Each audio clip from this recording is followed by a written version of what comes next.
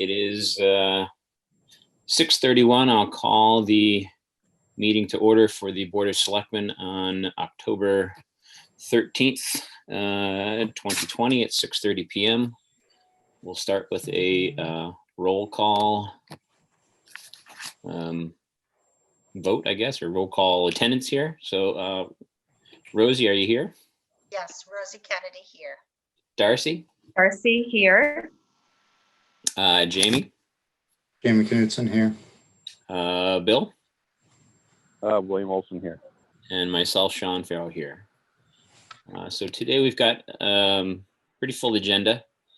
And we'll start with the Pledge of Allegiance, and then I'll kind of ask the board a question, and then we can see. But we'll start with the pledge. So,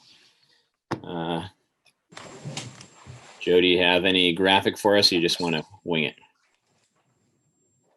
Perfect. All right. I pledge allegiance to the flag of the United States of America and to the republic for which it stands, one nation, under God, indivisible, with liberty and justice for all. for all.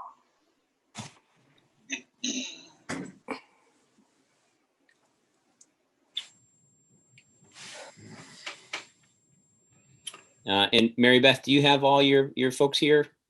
I see Linnea is here. Linnea, do we have Scott on the line as well? No, Scott unfortunately wasn't feeling well, so he was not at work today, and so it's only me. Okay. So yes, Linnea is here. Okay. Yeah. Thanks, Mary Beth. So Mary Beth had asked, we have on our consent agenda to accept a gift for the senior center, and they were wondering if they could go first so they don't have to sit through all of our announcements and meeting and stuff like that, and just kind of speak to the item on our consent agenda for the accepting of the wonderful gift. So if it's okay with the rest of the board, we'll let them go first, and then I'll make the announcements, and we'll do our public comment and reports, if that's okay with everybody. Okay. Okay? All right, so then Mary Beth, I'll introduce you, and then you can introduce Linnea, and you can take your time and tell us what you'd like. So thank you very much, Sean. I appreciate it. I had reached out to Senior Care because a week ago, this past Monday, I received a check from Senior Care. And to say that I wasn't expecting this is kind of an understatement. We were among one of the first councils on aging that works with Senior Care, who is our area agency on aging, to receive this check. And as noted in your agenda for this evening, you're going to be voting to accept a $5,000 gift from Senior Care to support COA meals programs. Linnea Hagberg is here with us tonight, and she is Scott Trente's right-hand person at Senior Care. And where Scott goes, Linnea goes. And so what I'd like to do is kind of turn it over to Linnea, because again, this was something that I wasn't even aware was coming in. So it was a wonderful surprise. And I did, Linnea, by the way, I did speak with Paula when she was here last week, working on the Meals on Wheels, getting them out, about the dollars and what, we might be able to do with them. So I'd like you to kind of just talk to the selectmen, if you would, just for a little bit, and explain, if they don't understand, explain who Senior Care is and why we received the money. Certainly. Well, hopefully you're all familiar with Senior Care. We're your area agency on aging, and you're at the state level, the Aging Services Access Point, excuse me. And as such, we coordinate a whole range of services to older adults in the 9 cities and towns that Senior Care serves. Hamilton is one of those. And we work a lot with the councils on aging in each city and town. We work with, individuals call us. We work with, hopefully, Board of Selectmen. If you go out and you see someone that you think that may need some assistance. And our whole point is our whole mission is to keep folks 60 years of age and older in their home or their community of choice, and provide as many services as we can to support that. One of my roles at Senior Care is I head up our area agency on aging. And as such, that is the federal funding that we get that comes down through the Older Americans Act. And early on in the pandemic, it became apparent that the need, one of the primary programs that we fund is the nutrition program that receives both state and federal funding. We couldn't do it without state funding too. I have to make sure that's in there. But with our federal funding, we saw an immediate critical need for additional meals and additional, we allowed a lot of people who may normally have been able to go to a congregate site or to shop for themselves. They were at risk of doing that. So we increased the meals that we provided to everyone and responded as quickly as possible. One of the key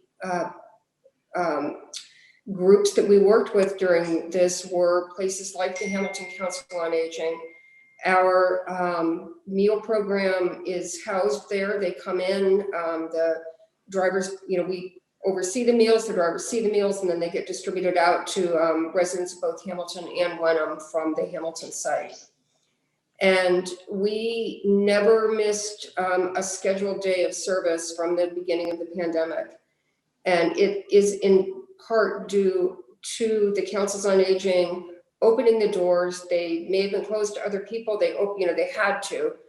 They kept the doors open for the nutrition program and, supported our volunteers coming in and out and really supported getting that food out to everyone. And so when we received some additional funding, I think people are probably familiar now with CARES Act funding. And then there was an initial FFRCA funding that came in through the federal government. And we felt that one of the ways that would be a good way to utilize some of that extra funding was to support the folks who were right there on the front lines with us. So that's where this donation emanated from.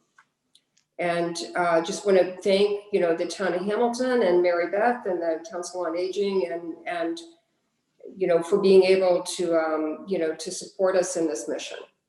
So if anyone has any questions, I'm happy to answer them. Anybody questions? No, I think we're all in agreement. It's a great thing. Helping our seniors and helping with the donation is wonderful. And I'm maybe speaking out of turn, but I'm pretty sure we're going to accept it and use it for the good of the community. And we really appreciate it. Yeah. Will there be other opportunities to get more funding through Senior Care? That's probably, I don't necessarily see that. This is all special funding that we received. It's all one-time funding. If things change and we receive more funding in that way, then by all means. But it's probably a one-time, for sure this was a one-time opportunity for this funding, but if more comes down the pike, that might change. Oh, good. Thank you. Good question. Yes. Well, great. Thank you so much. You're welcome. Thank you. All right. Thank you, Sean. Yeah, thank you, Mary Beth. Thanks for joining us tonight. All right, I'm going to say goodbye at this point then. Yeah, perfect. So will I. Take Thank care. you, guys. Thank you, ladies. Thank you, Linnea. Stay safe and Appreciate it. stay well, everyone.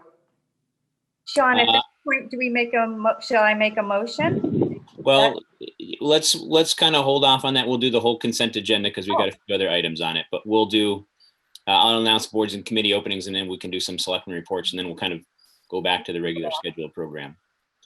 So we have a couple openings. We have one for the Hamilton Historic District Commission. I think there's two openings on that, and maybe Joe, you can correct me if I'm wrong, but I think it's openings. And then we have one on the Open Space and Rec Committee.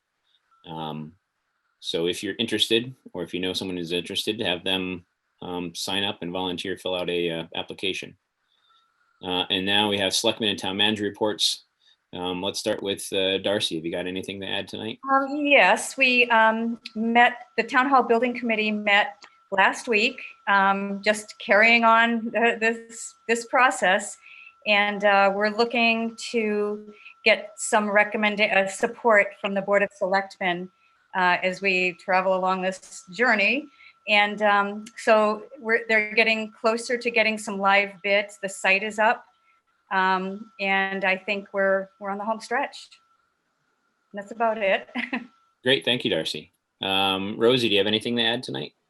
I do. So regarding the Town Hall Building Committee, I've developed a small informational flyer to let people know about the renovation, the history of the town hall, and what's planned and what the cost will be.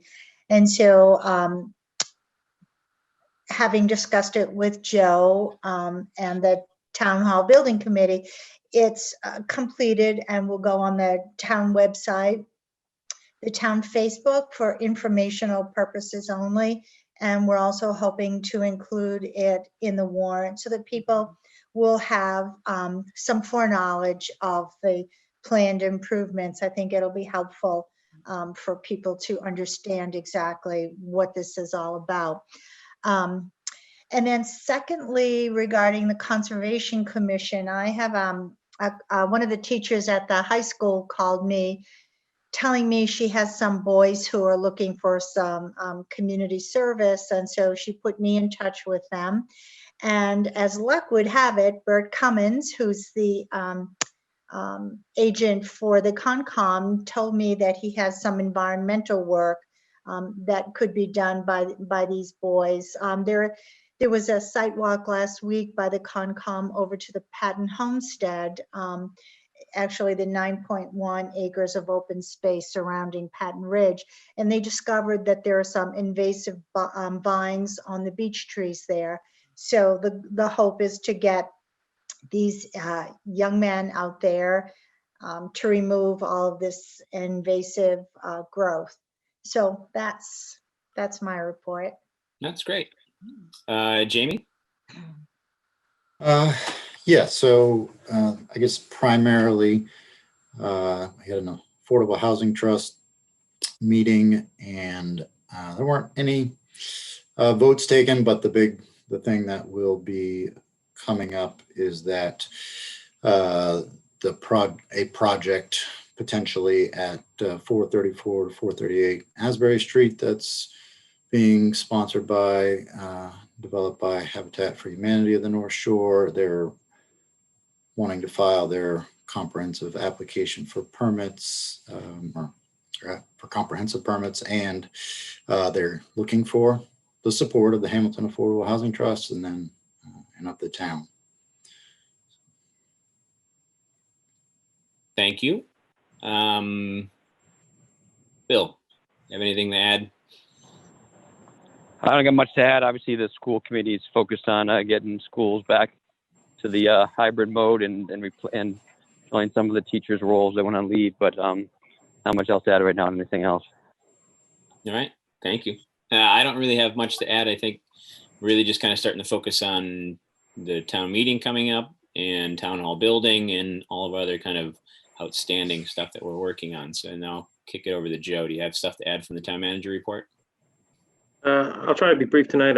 We've got some items. I shared the town manager report with the Board of Selectmen earlier this afternoon, and we'll post that to the website. The main thing that I want to highlight for folks that are watching is, well, there's two, but the biggest one is that we'll have 2 flu clinics taking place at the end of the month. There's a general flu clinic that will be held October 20th from 3:30 to 6:30 p.m. And that will be done as a drive-through clinic using the public safety building. The people will be allowed to go onto the website and find the registration link, pre-register for that, and then they can drive in to the site through the Winthrop School driveway, and then they'll be directed around the back of the public safety building the way we did the flu clinic for teachers and staff in September. And then there'll be a second flu clinic on October 27th from 9:30 a.m. to 1 p.m. That will also require pre-registration, and that one is geared toward folks over the age of 65 who require the high-dose vaccine. Again, you won't be able to register until the days leading up to it, but check the town website for details on getting the link to register, pre-register, and then you'll have your time spot when you can go. I also had some good news to report that the state did approve the town's request to use some of our CARES Act funds to purchase the Laserfiche software that we were looking at that will allow us to have our town employees work remotely when needed, either in the event that we need to shut town hall or just in the event that we have somebody that's feeling under the weather, would normally come in to work in that situation. But in the interest of making sure people are being extra cautious, they'd be able to work from home because all of the documents that they'd be needing to process and stuff will be available in electronic format going forward. So Pat Shannon is spearheading that for me in my office, and the purchase and the installation of that software should be done hopefully by the end of the month, but perhaps a little bit into the beginning of November. But we will be able to remove that request from the town meeting warrant. That, if you'll remember, we had added that as a potential request, and we'll be able to take that off and use CARES Act funds because that will help us maintain safety, COVID safety in the building for employees and residents. So I was very grateful that the state saw fit to approve that expenditure. So That's great. I'll just add one thing too. It's kind of a side note since we're talking about COVID. Our CVS and the shops at Hamilton Crossing has recently started doing drive-through COVID testing. You just have to call and make an appointment just for our citizens. I know people have been traveling or different things and getting tests and having to drive to different places, but it's convenient to have it available in town. All right, so now we'll move on to public comment. If there's anybody on the phone or joining us in Zoom that wants a comment, I'll give you a little bit to comment if you'd like.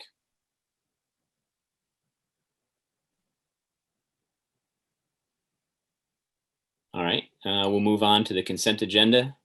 We have approved the minutes of the BOS meeting on September 14th, 2020, accept a $5,000 gift from Senior Care to support the COA meals program, and accept another gift of $5,000, a grant for elections from the Center for Tech and Civic Life. I'll entertain a motion if anybody wants to make it. And Rosie, you have a possible hold, right, on the minutes? Yeah, just a hold on the minutes, just for Okay. one sentence revision. All right, so then I'll take a motion on the other two, if that's acceptable to Sure. people. I'll make a motion that we approve the 2 items on the consent agenda. Second. All right, any discussion on those 2 gifts? No, all right, perfect. And a roll call vote, all those in favor, we'll start with Rosie. Rosie Kennedy, aye. Darcy, Darcy Dale, aye. Jamie, Jamie Knutson, aye. Bill, William Olson, I'm very appreciative, aye, for those who are giving a grant and gifts to the community. So hopefully we do this every week. That's great. here to that, and Sean Farrell, aye. And then Rosie, I didn't get a chance to read I saw your email and kind of skimmed it, but if you could give us some details of the changes you wanted for the minutes, that'd be great. Oh, sure. Just to, I don't know how to get back to it right this moment, but just a revision on the discussion with Hunter Carroll's vote to appoint him to the Affordable Housing Trust. I just wanted to clarify my comments about my concerns about his appointment, just that his focus was on some sort of some personal philosophy, and I was concerned that he hadn't spent much time being involved in the community at large, and at that point did not seem to have any concept that there were goals and priorities previously outlined by the town. So I was concerned about that. All right, and I just found your email, Rosie. I can read it for Sure. so we can put it in the record. So Sure. Rosie wrote to edit the 9:14 minutes, page 4, bottom of page, last sentence in quote, further discussion, end quote, section. Revised sentence beginning with quote, Miss Kennedy stated that during conversation with Mr. Carroll, he'd indicated a group he had very recently connected with via Facebook helped inform his views that were expressed in his cover letter. Those views did not take into consideration the expressed housing needs of the town and reflected lack of interaction with and understanding of the town. And she therefore had serious concern about his ability to objectively act in the best interest of the town. And then you add, please revise the sentence to state the underlined wording above and delete the sentence language in the minutes, which is basically what I read. in the language previously, actually, excuse me, the number 2 here, you have the Human Rights Commission policy language. We'll get to that later, but just the language. So if people are okay with Rosie changing the language on what she had discussed in the meeting, I'd entertain a motion to accept the minutes with the change of the language. So moved. All right, a second. Second. All right, all those in favor, we'll start with a roll call vote. Rosie, we'll start with you. Rosie Kennedy, aye. Darcy, Darcy Dale, aye. Jamie, So I was, I actually wanted to have a tiny bit of discussion on it. Just that what's being deleted. That's the only part, because I'm not looking at it. I heard what you read. What you read was fine. yeah, But I'm curious about what's being deleted. yeah. Joe, can you exit out of the share screen for a second? All right, and that's gonna, let me open the minutes here.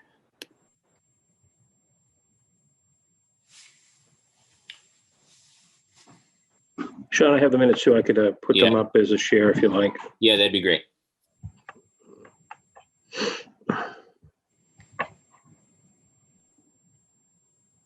So page 4, bottom of page 4. Yeah, bottom of page 4.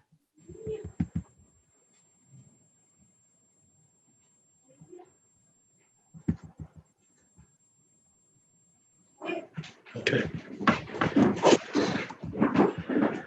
Right, so, I'm actually going to go up a little bit, right? No, it's right there. Ms. Kennedy stated All that right. That's during, your conversation. Yeah, so, And maybe Jamie, I'll read the revision while you guys are looking at the original. Does that work?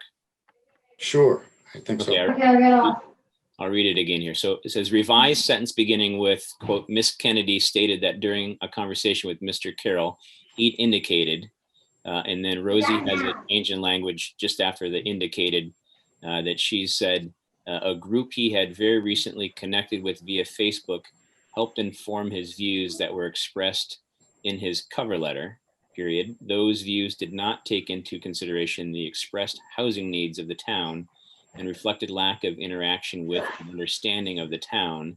And she therefore had serious concern about his ability to objectively.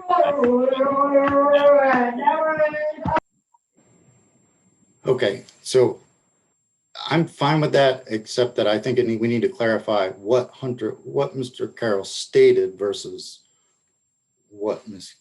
Kennedy said. So well, it was during a conversation that I had with him. And that's Yeah. what I said when I had the conversation with him. He said that he had recently connected with a Facebook group who he said talked to him about diversity housing needs. And he said that helped to solidify his position. And then I said to him that I was concerned that his cover letter didn't take into consideration the stated needs of the town of Hamilton. right. So that's all totally fine. I just think it should be in the minutes that it's the part where you said, and I said to him, or because as it runs through, it makes it sound like he said all of those things. Right. Well, he right. did And say all of those things. Maybe, said, maybe, now hold on just one second. Maybe what we can do, Jamie, is since you're our minutes person, why don't we have you, I'll take a motion in a second, maybe to table this. And then Jamie, what you can do is you can review the video. Well, it's not on, well, No, I'm sorry. I had a question for you. Is it, My yeah, your conversation, conversation was offline with him, right? Yeah, that's what I was confused right, about. it was, Okay, sorry, it go was ahead, in my friend. person. It was Oh, it in wasn't on the person, video. Okay. right. So you're speaking to a previous conversation, not during our actual Zoom meeting. Okay. Right. So Jamie, I'm sorry, I kind of cut you off to try and problem solve, but I didn't I didn't do it. Yeah.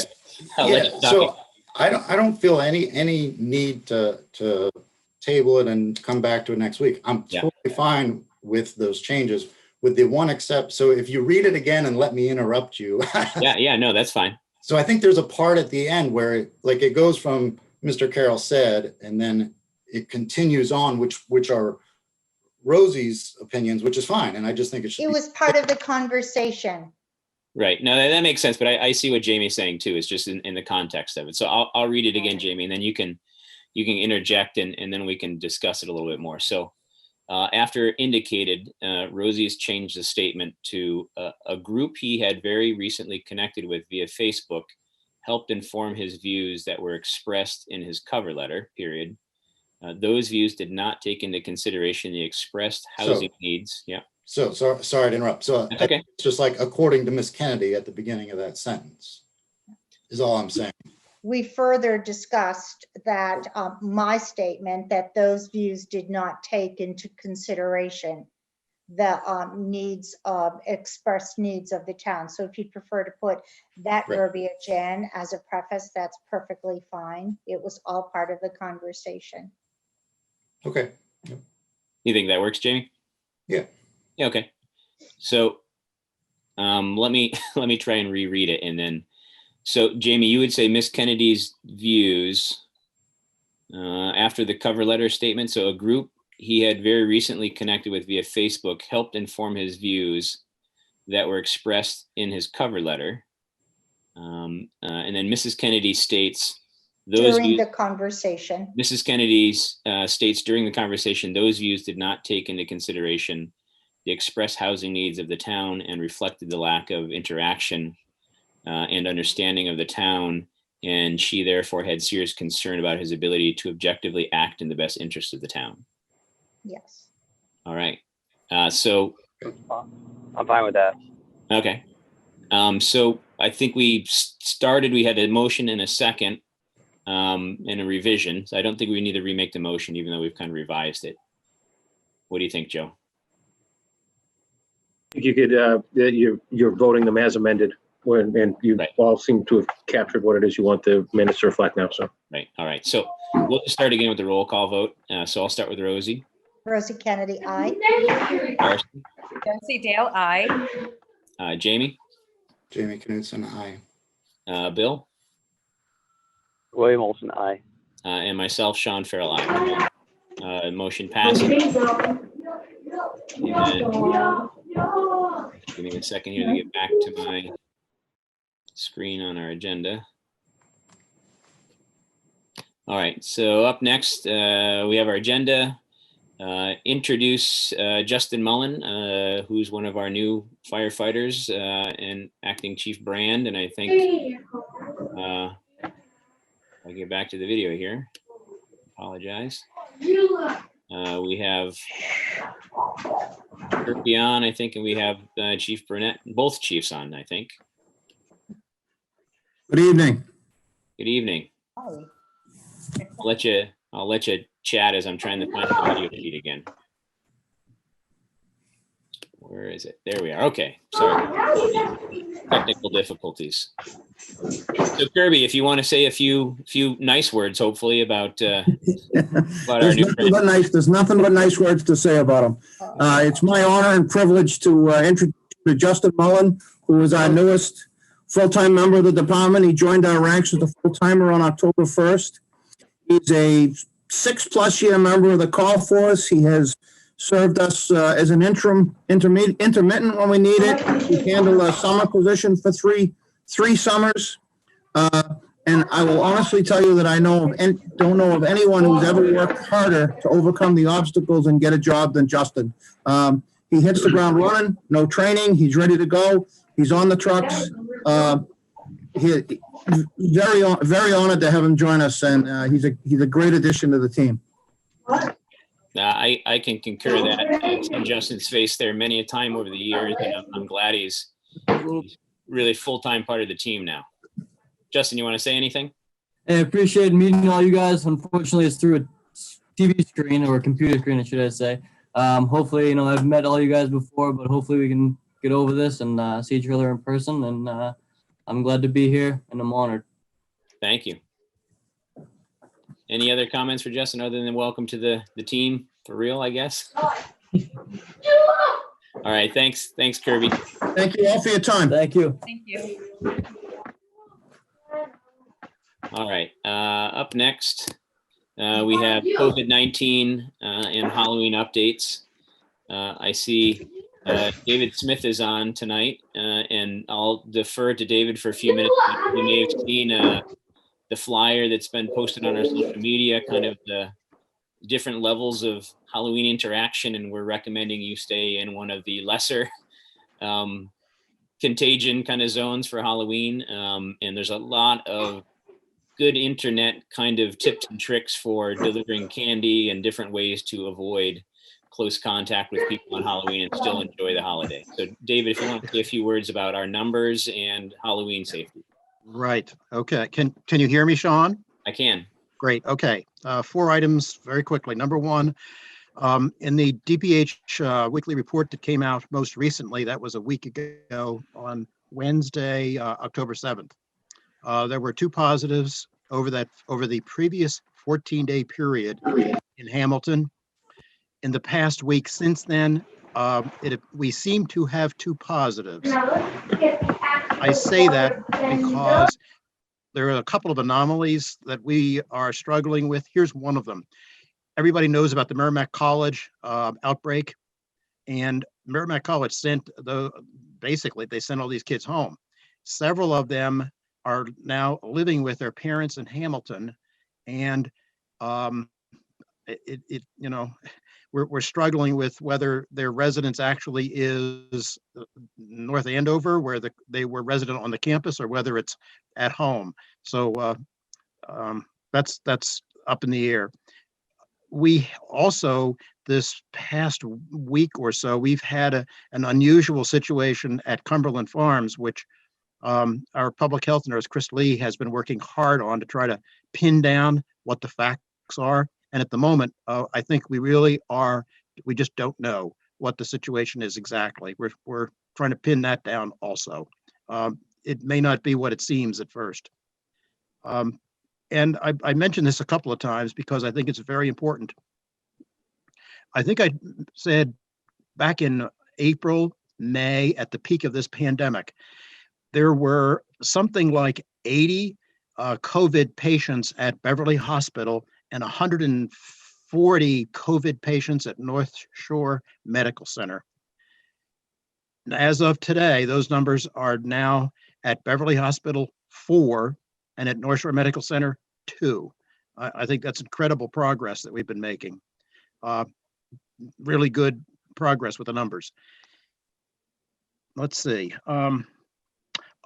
A hot topic over the past month has been the metrics that the Hamilton Winter Regional School District asked us to provide. And I think we've made, again, a lot of progress on that front. At our September 16th meeting, we adopted the DESI numbers for transitioning from green to yellow to red and then back again. And that seemed to satisfy a lot of people. And then at our October 1st meeting, we took care of an issue a concern that was raised by some lawyers in Hamilton and Wenham about concern that what we had provided to the school district might be taken out of context and become a legal issue. So I worked with the lawyers to develop the language. We got it. We voted on incorporating it into our metrics document and the matrix. And I think everybody was happy with that. So activity on that front is finally kind of quieted. Okay. Sean, you mentioned the Halloween business. I think a lot of people had been badgering me about that. I think everybody's delighted that we actually can have some kind of a Halloween celebration. And the information on the website is pretty direct about what's low risk, medium risk, and high risk. And I think that's really excellent information. And as you said, there's also a lot of good things at the CDC and the DPH websites. And by the way, Sean Timmons came up with something, the pumpkin in the park at Patton Park on the 24th. I thought that was a great idea to just, he put that up on the Hamilton Wenham Recreation Facebook site, I think about a day ago. That seems, I think that's generated some really good interest. Joe, you talked about the flu clinic, so that's great. And then on public education, we're, Joe and I and some others are still working on developing and rolling out this Mask Up campaign. That's, I think, the key feature of our public health education campaign. And then finally, I think we're making some pretty good progress in trying to find a replacement for our public health nurse, Chris Lee. So good things on a lot of fronts. That's my report. That's good. That's good. Thank you, David. All right. Any questions? Sean, could I real quick while David's on, so David can make sure I don't say anything erroneous here, but David, Christine Lee and myself did have a little bit of a conversation this afternoon specifically about the Cumberland Farms issue. This was something that cropped up over the weekend. And we put out a statement today, so I'll just kind of try to recap it briefly here. Christine worked extensively with the Cumberland Farms representatives, and they closed their store out of an abundance of caution. They have a corporate policy for identifying every employee every day they come into work has to fill out a form that says whether or not they've got it. They have to have their temperature taken. They have to address whether or not they've had contacts, or if they know they've had contacts, et cetera, et cetera.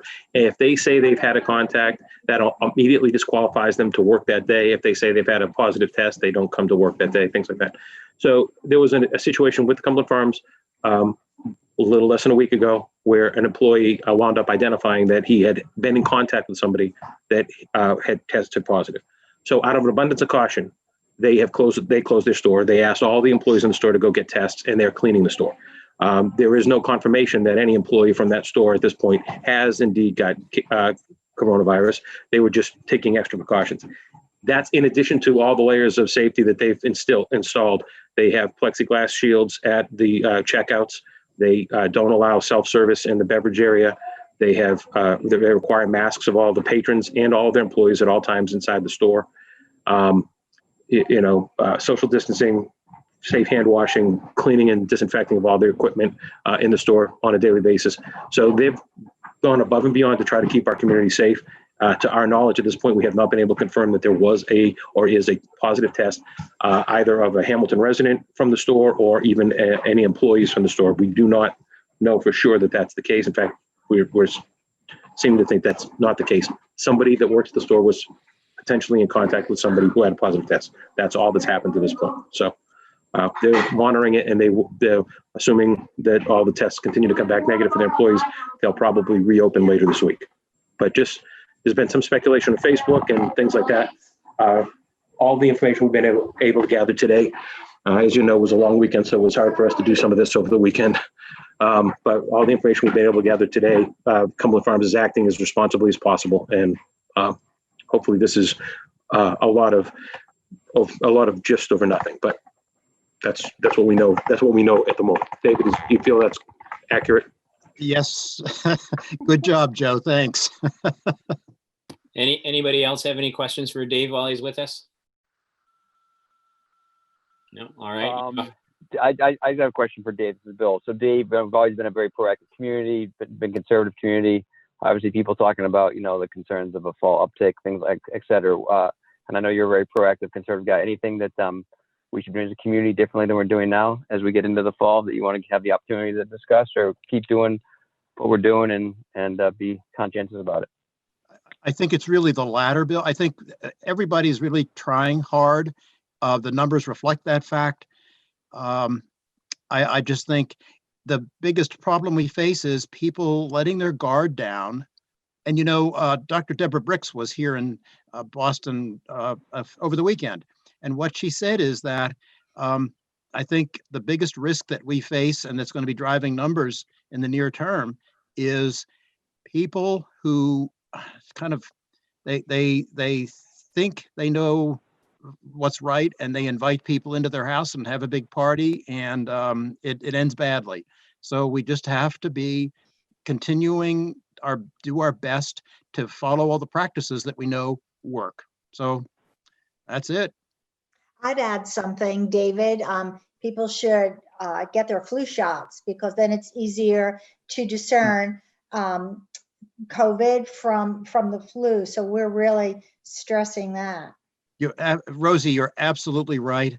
I hope everyone does get a flu shot, and we've certainly made it easy with these flu clinics that we've been holding. And so the more the more people get the flu inoculation, the better off we're all going to be, because then if they do develop symptoms, it's going to be a simpler, easier process to discern whether it's COVID-19 or not. Whereas if you've never had a flu shot, then you really don't know. So that's a great, important encouragement to offer everyone. Rosie, thank you. Yeah, I wholeheartedly agree. I just, speaking of flu shots, I got the first flu shot ever last week. So I've done my part. Good.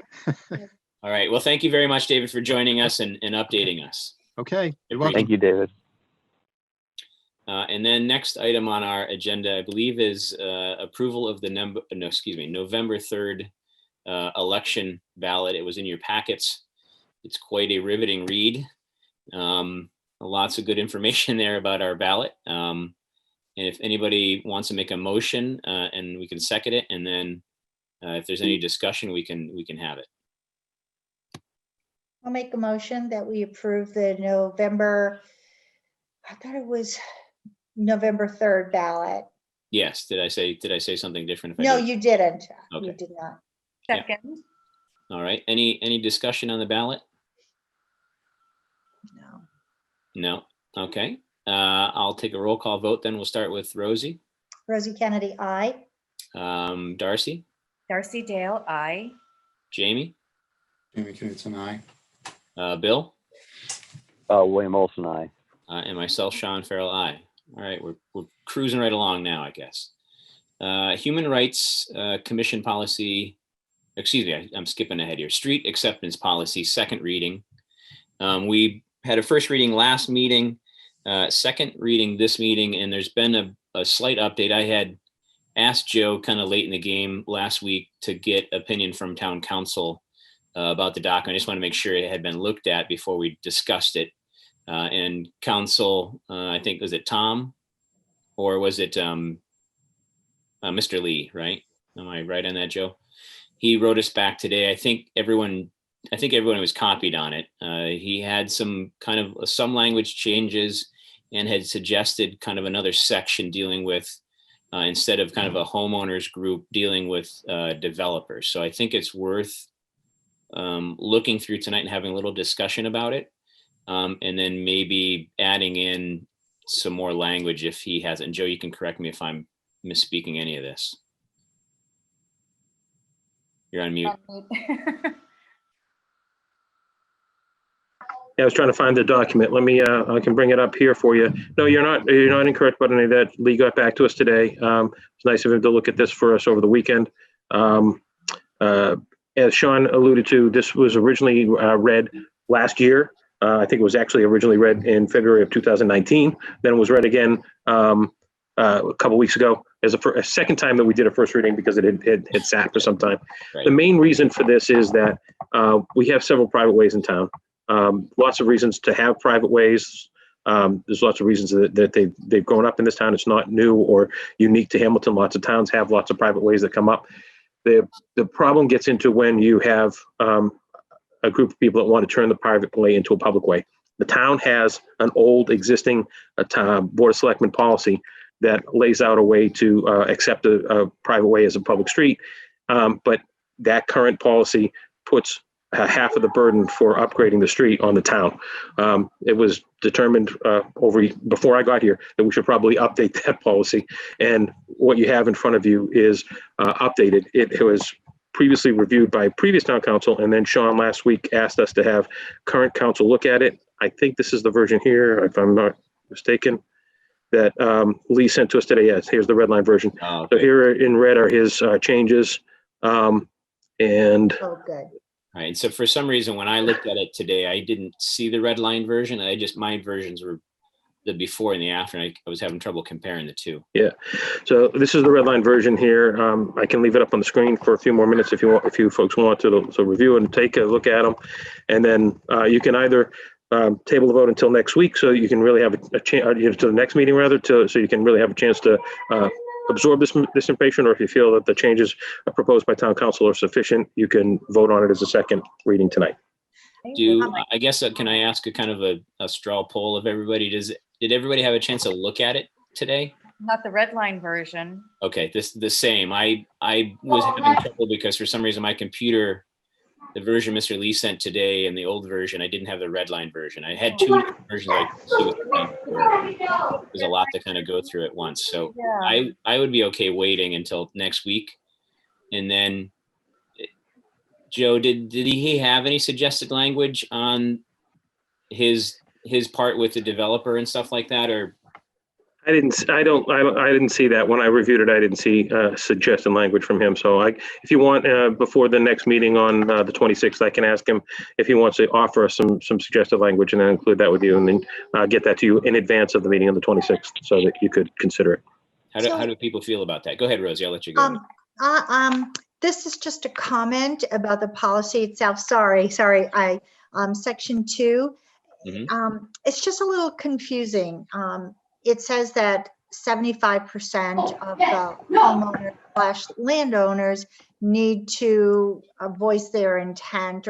And my feeling is, if this cost is going to be spread throughout all the landowners, homeowners, then it should be 100%, because it just encourages disagreement if the other 25% decide that they don't want to be involved in it. And how do you coerce them, and how do you expect and demand that others pick up their share? So I don't know. I'm just a little torn about the language of that. If somebody could educate me, maybe I'm misreading it. Maybe it's just an intention.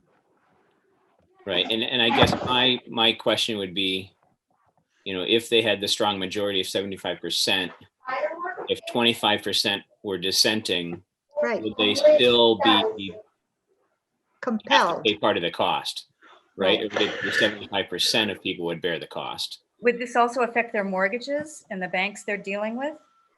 Well, it would be a betterment tax, right? It'd be up to them whether, how they would determine to share the cost for the upgrades. And, basically this policy says that the street has to kind of come to agreement. I think the 75% was put in there for you folks to show that it's an overwhelming majority. I think that whether the street agrees or disagrees is going to be between the owners in the street. I probably added in there 75%, so that, if there's, 10 homes on a private way and one holdout says, well, nope, I don't want to do it. You guys can all fix it and pay for it yourself. And he'd just sit there and get the benefit of the improved street. That would probably not be something that, should hold things up if there's progress and everybody's willing to pay. But that's, again, I think that might be just one of the reasons. Yeah, we've had one almost previous kind of start of this process with the street in town. Yep. And they had a couple properties that one, they couldn't get in touch with the owner. I think they were out of state. And another owner didn't want to. So, I think I'm okay with the strong majority, because it's kind of, it's up to them, and it says, if not all, but if, like Joe said, if there's 10 properties on a street and 9 agree to it, if they're willing to, pay that full fee and not split it the 10 ways, I think that's up to the neighborhood to decide. But, so that they can decide who's going to pay if that 25% opts not to. And that's not something we would be involved in, but we would need to have proof, and it would be reflected in the betterment or the upfront payment that it's going to be covered in full. Right. And let's say the neighborhood has, like the scenario, the 10 houses and one person decides they don't want to be a part of it. And then the other 9 people split, it 9 ways instead of 10 ways is how it would probably go. But well, I don't know, maybe I'm just playing devil's advocate, but maybe for whatever reason, I don't know, maybe there's a rose bush on the area that would be used for a sidewalk, and he doesn't want that taken down. Then what do you do? I suppose that's stuff that they And I would think- have to do. I think then it goes back to the neighborhood and them being neighborly, and working it out Yeah, as good neighbors do. yeah. So I think that makes it a little bit easier for them too, kind of on the other side. If you have one or two houses that just say, we don't want to do this, we don't want to pay for it, and the rest of the neighborhood is really for it, and they want the benefit of having the town services and the improved road, why have it be stopped because they don't have 100% of the residents and they're willing to pay the difference? So. I just think unless somebody is really, but again, everybody would have to be on board before the town could commence the project, right? I mean, In truth, the town wouldn't commence the project. We'd only be accepting the street after it was upgraded to our standard. The fact of the matter is, the purpose of this policy is really to protect the town's interests.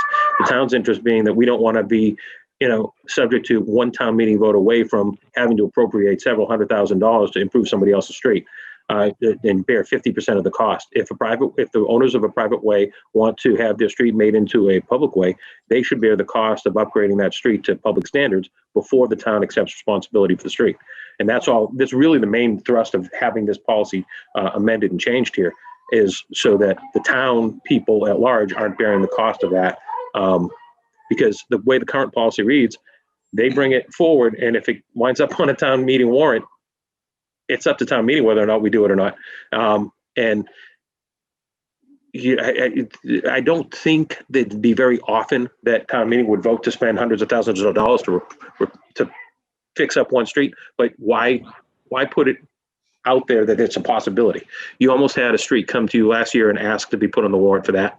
Ultimately, the town and the street owners did work out a mutually agreeable solution whereby we were able to improve access to their road without any real cost to the town, and do it in such a way that they could feel like their needs were being met, and they have withdrawn their request. But we do see that this is something that could potentially wind up being something that would be very ugly for people to have to deal with too. You'd have a small group of residents asking for something, but potentially campaigning for something that would not be necessary if we have a better policy in place.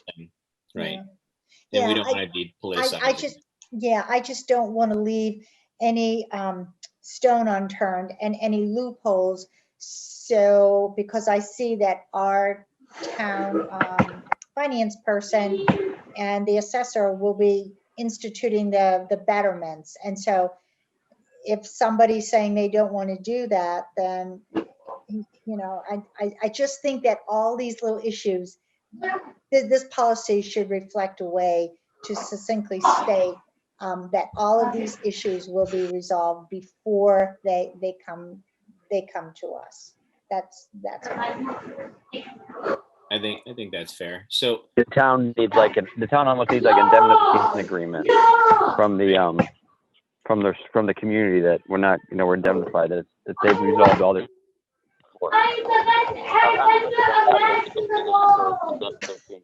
Indemnity clause within that language. we lost you for a second, Bill. You Yeah, mind repeating that last bit, if you can hear me? I heard indemnity, and then we lost them.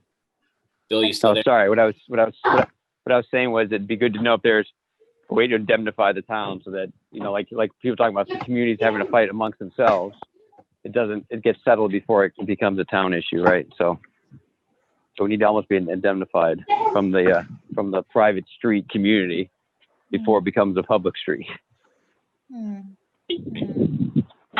So unless Jamie, you have anything to add? I would just say, I did read through it, including the red line version, and a lot of it the changes looked appropriate. I did have a bunch of little things that I could probably do on, not while we're picking up everybody's time. And I do think it would be good if town council would suggest some language for the developer angle on things as well.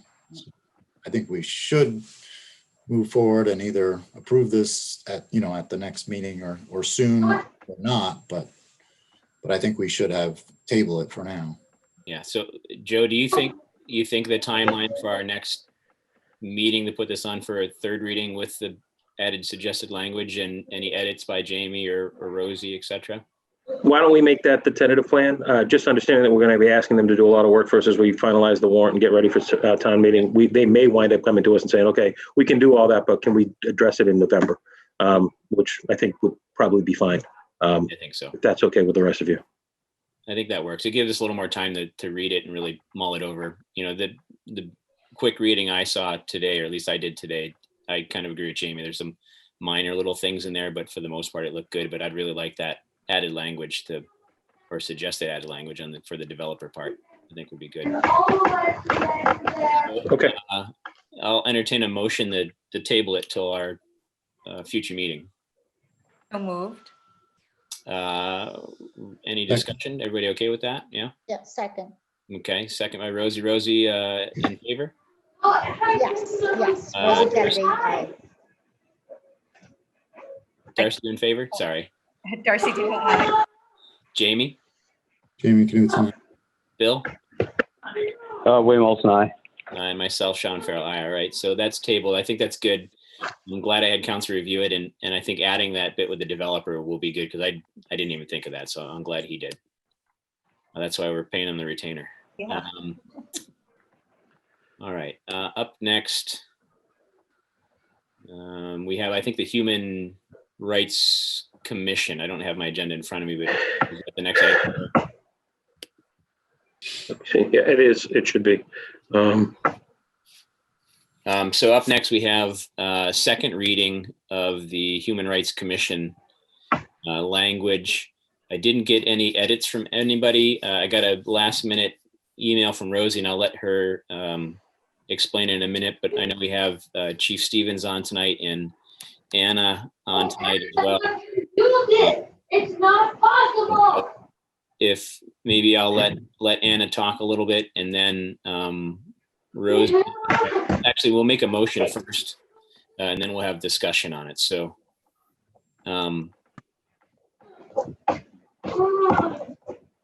if anybody wants to make a motion on accepting the Human Rights Commission policy, I'll entertain it, and then we can have discussion. And if we so decide that we still want to hold on this and change any language on it, we can entertain that after the discussion when it's been the motion's been seconded.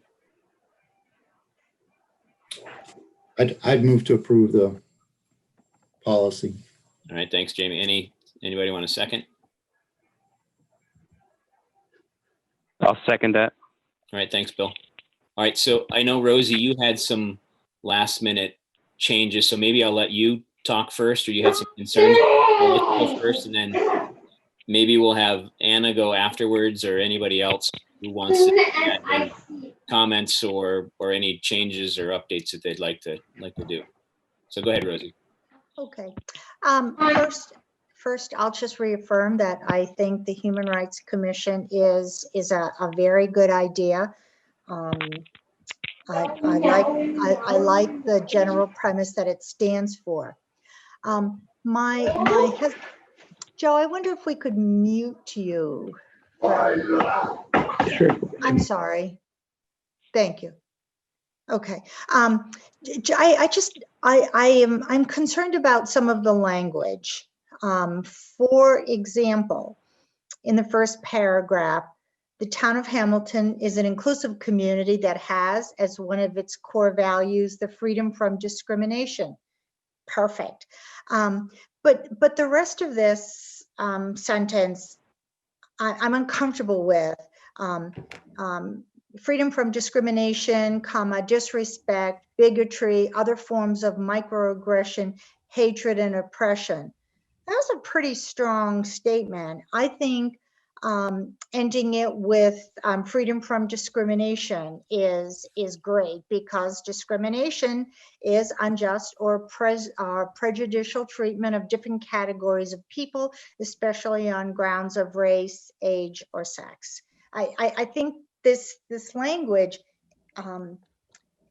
it telegraphs that those are issues that we need to be concerned about. In the second paragraph, it talks in the third sentence, let's see.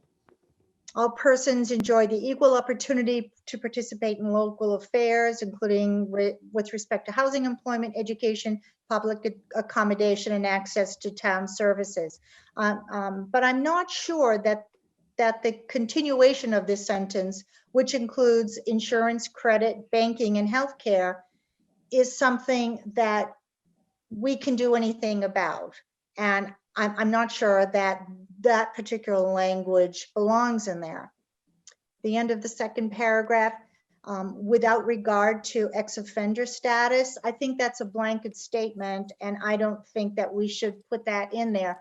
There are several types of offenders, a sex offender, a level 3 sex offender being one of them, who should not be given equal access and opportunity without some conditions, without some boundaries. So things like that. I think the language is a lot stronger than it needs to be. And I propose that we just simplify this policy to where it reflects our values, our commitment to human rights, and is a little bit certainly emphatic but gentler in its approach. I agree. I wonder if we could condense it or distill it down to maybe a paragraph or two. Remember, this is an advisory committee, and we don't want to create divisions or any kind of divisions, I guess. So I think if we can keep it general, and if we can keep it concise, succinct, that kind of thing, I think that would be better. It would be better for people to understand it too. It would be easier. And so, and just to kind of clarify, because I've been kind of trying to catch up when Rosie was talking about the document, when I was looking through the document, both of you are kind of just referring to the purpose part of the commission's kind of charge, right? And you're not talking about the makeup or the terms or anything like that, changing any of those. It's more just the kind of statement in the beginning. Is that correct? Well, that's part of it, the purpose, the composition is fine, with the exception that I don't think an unbounded ex-offender status should just be okay. I absolutely do not agree with that. And then when we talk about the terms were not reduced when the number of at-large members were reduced. And I have suggestions of the terms. And I know that we had been talking about having a high school student. So maybe if it's a high school student, it should just remain a 1-year appointment. And the duties, I think that the focus of the Hamilton Wenham Human Rights Coalition should be focused on Hamilton and Wenham. And I don't feel that it's our duty as selectmen to encourage or make it part of the official duties that they should work with other regional human rights organizations. I mean, they can if they want to, but I don't think it should be under the list of duties. I mean, it just seems like this is a very what's the word I'm looking for? It's a very complicated. Well, it's complicated, and also I feel goes way beyond the scope of what we're trying to do to educate people in our town and make people aware that we expect human rights to be respected. I actually was looking online and I could not find a similar document. So I'm 100% for it. I just think it should be scaled down a little bit. Jamie or Bill, thoughts?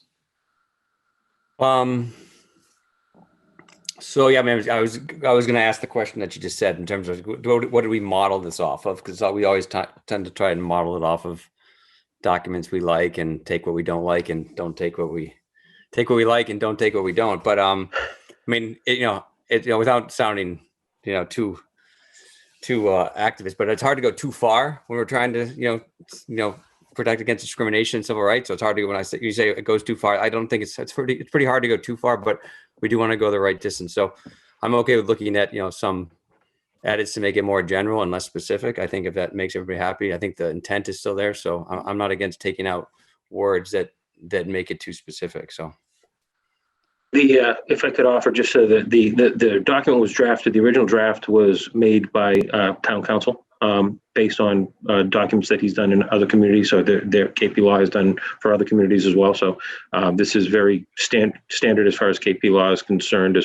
With the makeup, we made some edits and recommendations since the first reading based on the size of the community. Some other larger communities obviously have larger human rights commissions. Our concern was that maybe we didn't need to have larger than that. And so there have been some minor adjustments to that. I think largely a lot of what Darcy and Rosie brought up were part of the original draft from town council. But as you know, we typically try to take things that have been used successfully in other towns and then and modify them to fit the community. So I think that it's a well-founded document in terms of where it began. Open to that's why we have first and second readings, right? So make edits and bring it to a conclusion. I would like to hear what Chief Stevens has to say about the document. I know he's reviewed it a couple times, mostly at my request, but he's been a fan of this process and the idea of doing this since the first day that it was brought to us. So if we could indulge the chief, I'd appreciate that. But. Yeah, Chief, if you, I'd love to hear what your thoughts are on it, but I'm going to actually, if I can defer to Jamie for just a second, and then you can go right after him if that's fine. Sure. Jamie, you had some thoughts?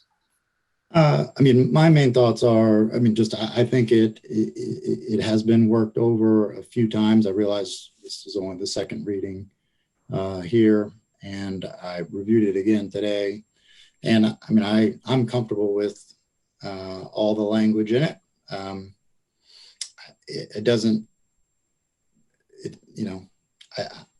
particularly okay with, and I would encourage us to keep the words of disrespect, bigotry, and that kind of stuff, because we absolutely are against that stuff. Saying we're against it doesn't sort of admit or acknowledge or say, oh, it's like corrupting our entire town. It's saying we're against it.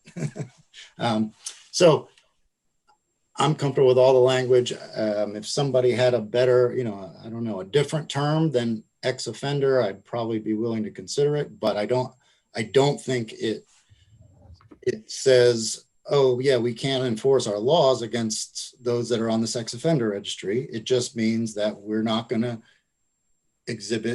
we're not going to be a community that supports disrespect, discrimination, bigotry against ex-offenders for the simple fact that they were once convicted of a crime.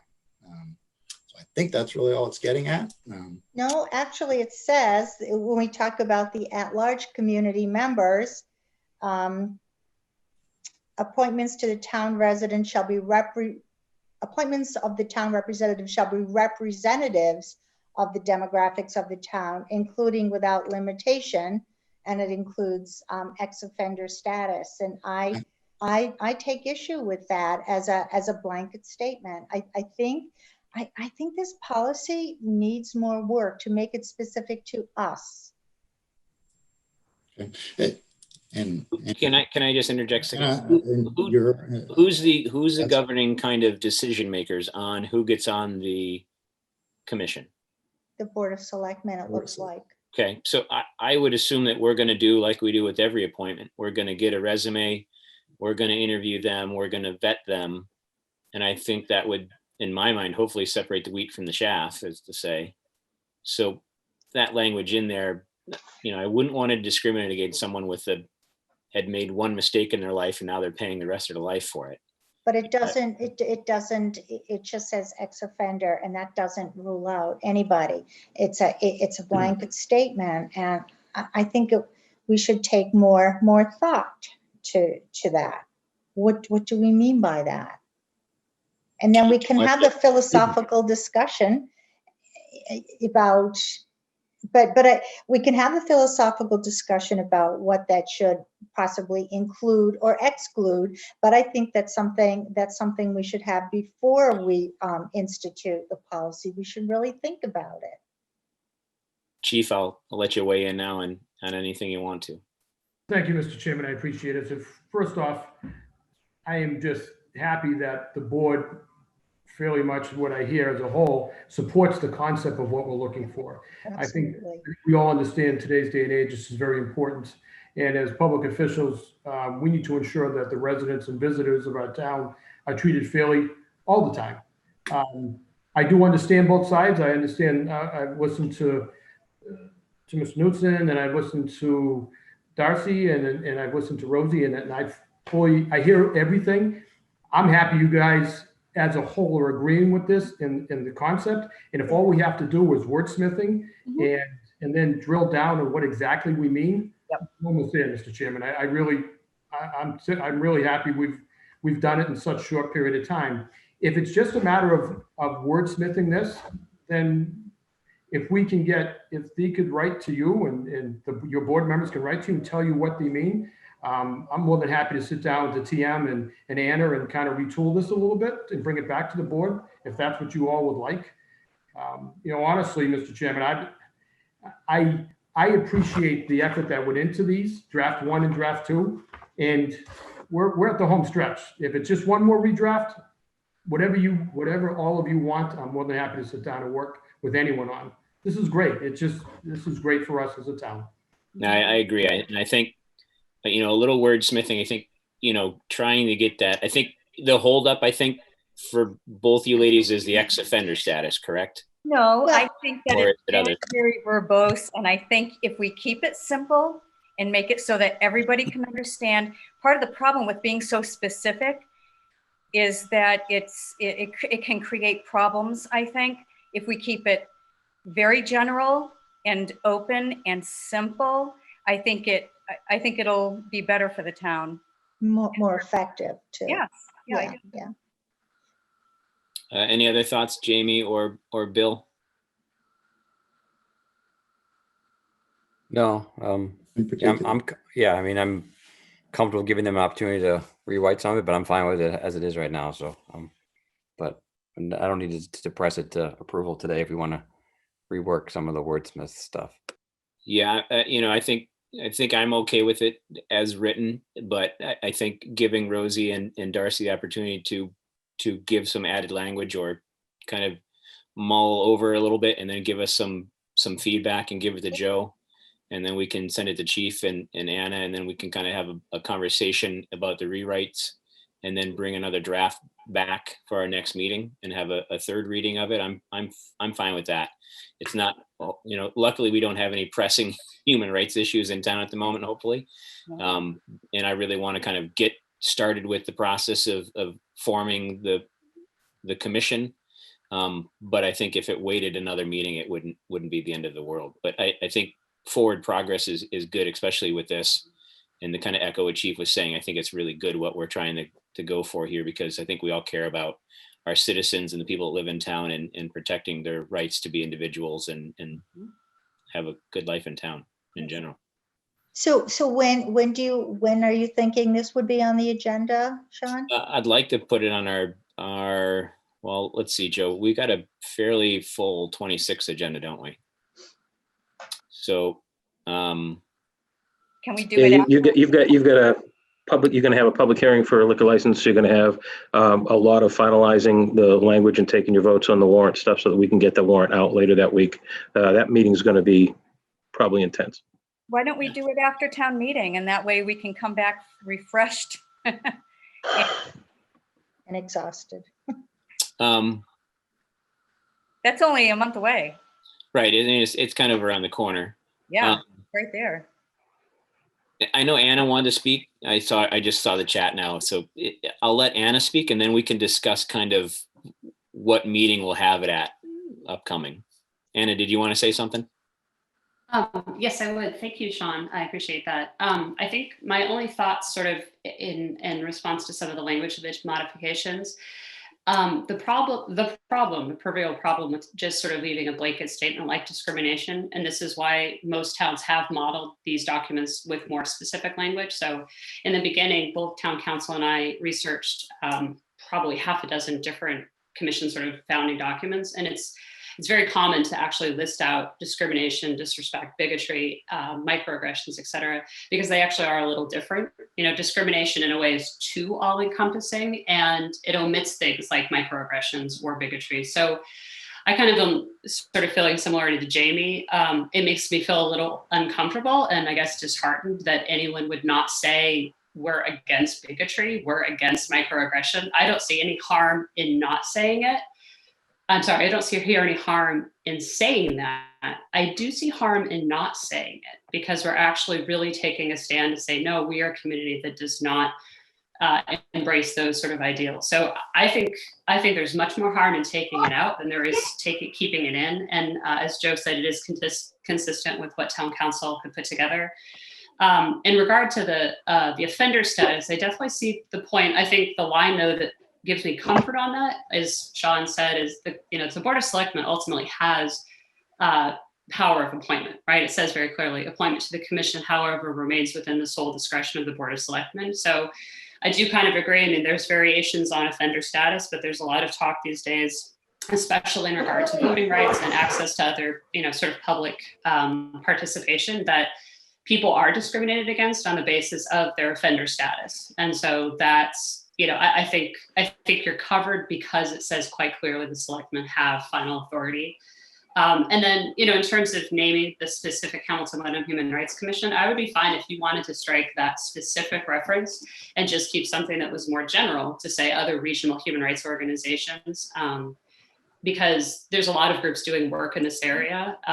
Even groups like the Community House, sometimes has programming to this effect. So, if that feels too specific, that actually doesn't strike me as inconsistent at all. But I think if you take out all the other language that makes it strong and you essentially water it down, it sort of loses its entire purpose. So I would encourage the board to retain that language because that's exactly what makes it strong and powerful and sort of takes a stand. And if we make it too weak, it opens those cracks and crevices for people to say, well, that wasn't really discrimination. That's just my opinion. That's my feeling. Like that's where those subtleties become a problem. And those are the issues we do have before us. So even though it doesn't seem like we have any pressing human rights issues, and talking to the community and hearing from people, there are in fact small acts of disrespect and microaggressions happening a lot around us. They may not be happening to everyone. They may not be happening to people from certain groups. It may not be something we've personally experienced, but it's here and it's happening. And I think we should be the kind of community that really calls it out. So those are my initial thoughts on some of where it is at this moment. Thank you. Sean. Thanks, Sean. And it kind of to Anna's point there, I've seen a lot of stuff lately on Facebook about people's Black Lives Matter or Blue Lives Matter signs, et cetera, being stolen and stuff off their lawns and defaced. It's all these kind of little, like Anna said, the microaggressions, these little things that kind of add up to the way that kind of general people feel. So I think, go ahead, Rosie. I'm sorry. No, go ahead. So just as a inarticulate and inarticulate sentences here, when we're talking about the purpose, one of the statements is disrespect, bigotry, other forms of macroaggressions, hatred, and oppression. Now, a macroaggression is very different than a microaggression, and yet Anna's talking about microaggressions, and here we have macroaggressions. And there's even a lot of controversy about is a microaggression intentional or not. I mean, the arbiter. That's why I worry about all this specific language, and then it just seems like it's a whole lot of things. And honestly, hatred and oppression, bigotry. I mean, I just, boy, it sounds like we really need a lot of help in this town. And it just worries me.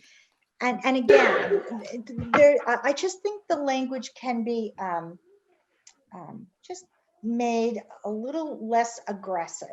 And I know that people say, well, human rights violations are aggressive, but that doesn't mean that we have to be just as aggressive in our human rights policy.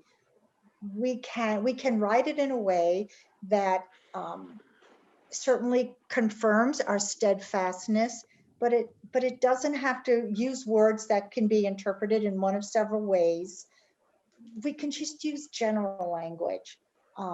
So that's why I feel that it needs more work. And again, having been in this community for many years, I think most people would read this and say, whoa, that's a bit strong. So that's why.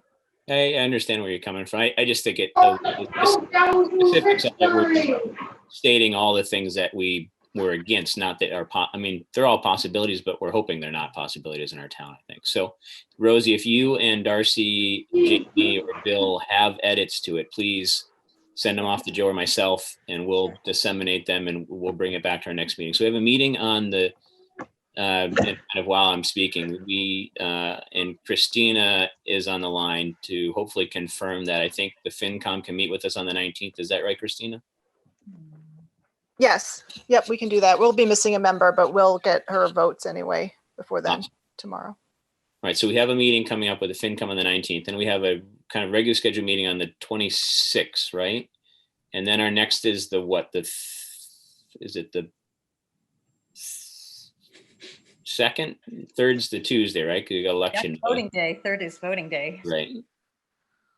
Do we have a meeting that Monday? Or are we on the second week? Second week. Okay.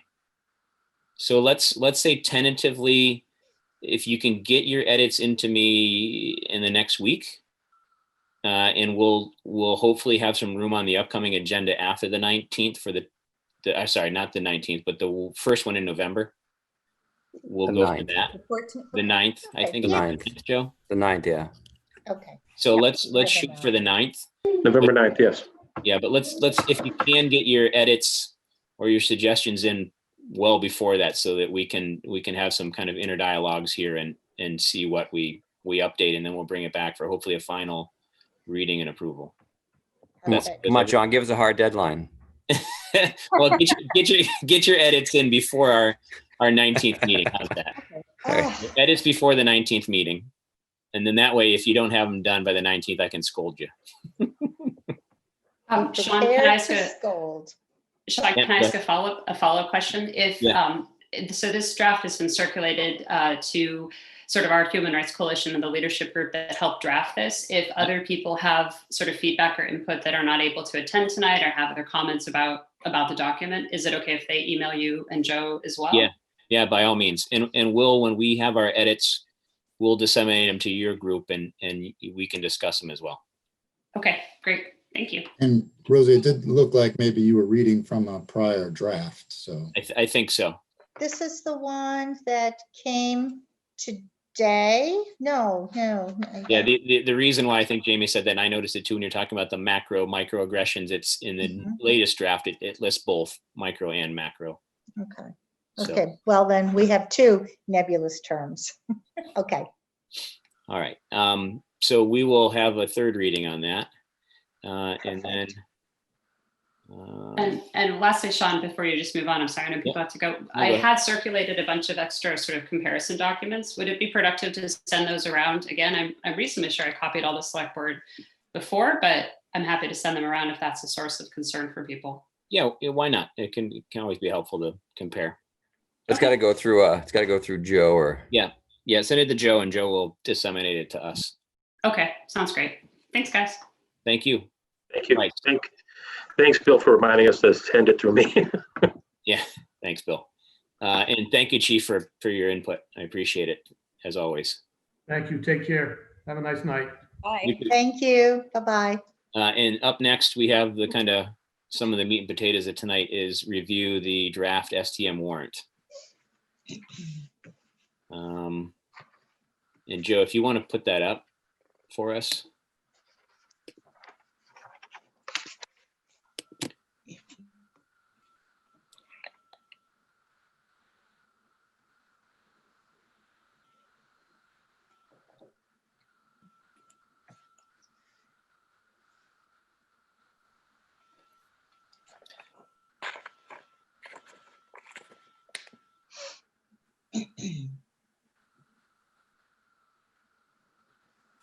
All right, well, Joe's kind of finding that in our. Do you see it now?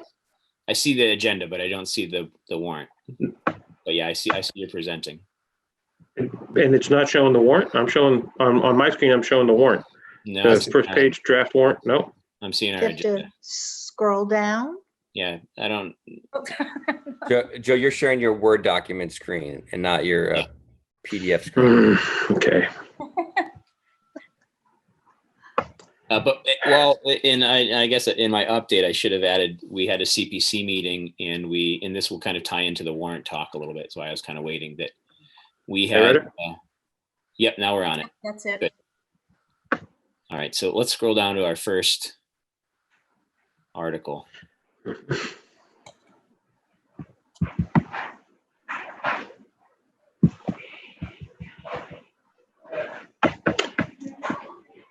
So we can skip over articles for consent motion, I guess, because we don't really have any yet. Prior year bills. And Marissa's going to fill in some numbers here pretty soon, right? Before our next meeting. Yeah, she was, we were going to originally do it today, but she had to take a sick day. She had a migraine this morning. So I encourage her to stay home and get well, and we'll try to address this tomorrow.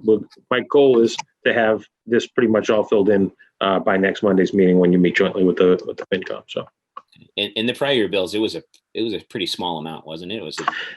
It is, yeah. There's only two. Actually, one of them, the reason we opened it up or added this in when we reopened it, one of those went away. But we've got, I think, two. The small amount.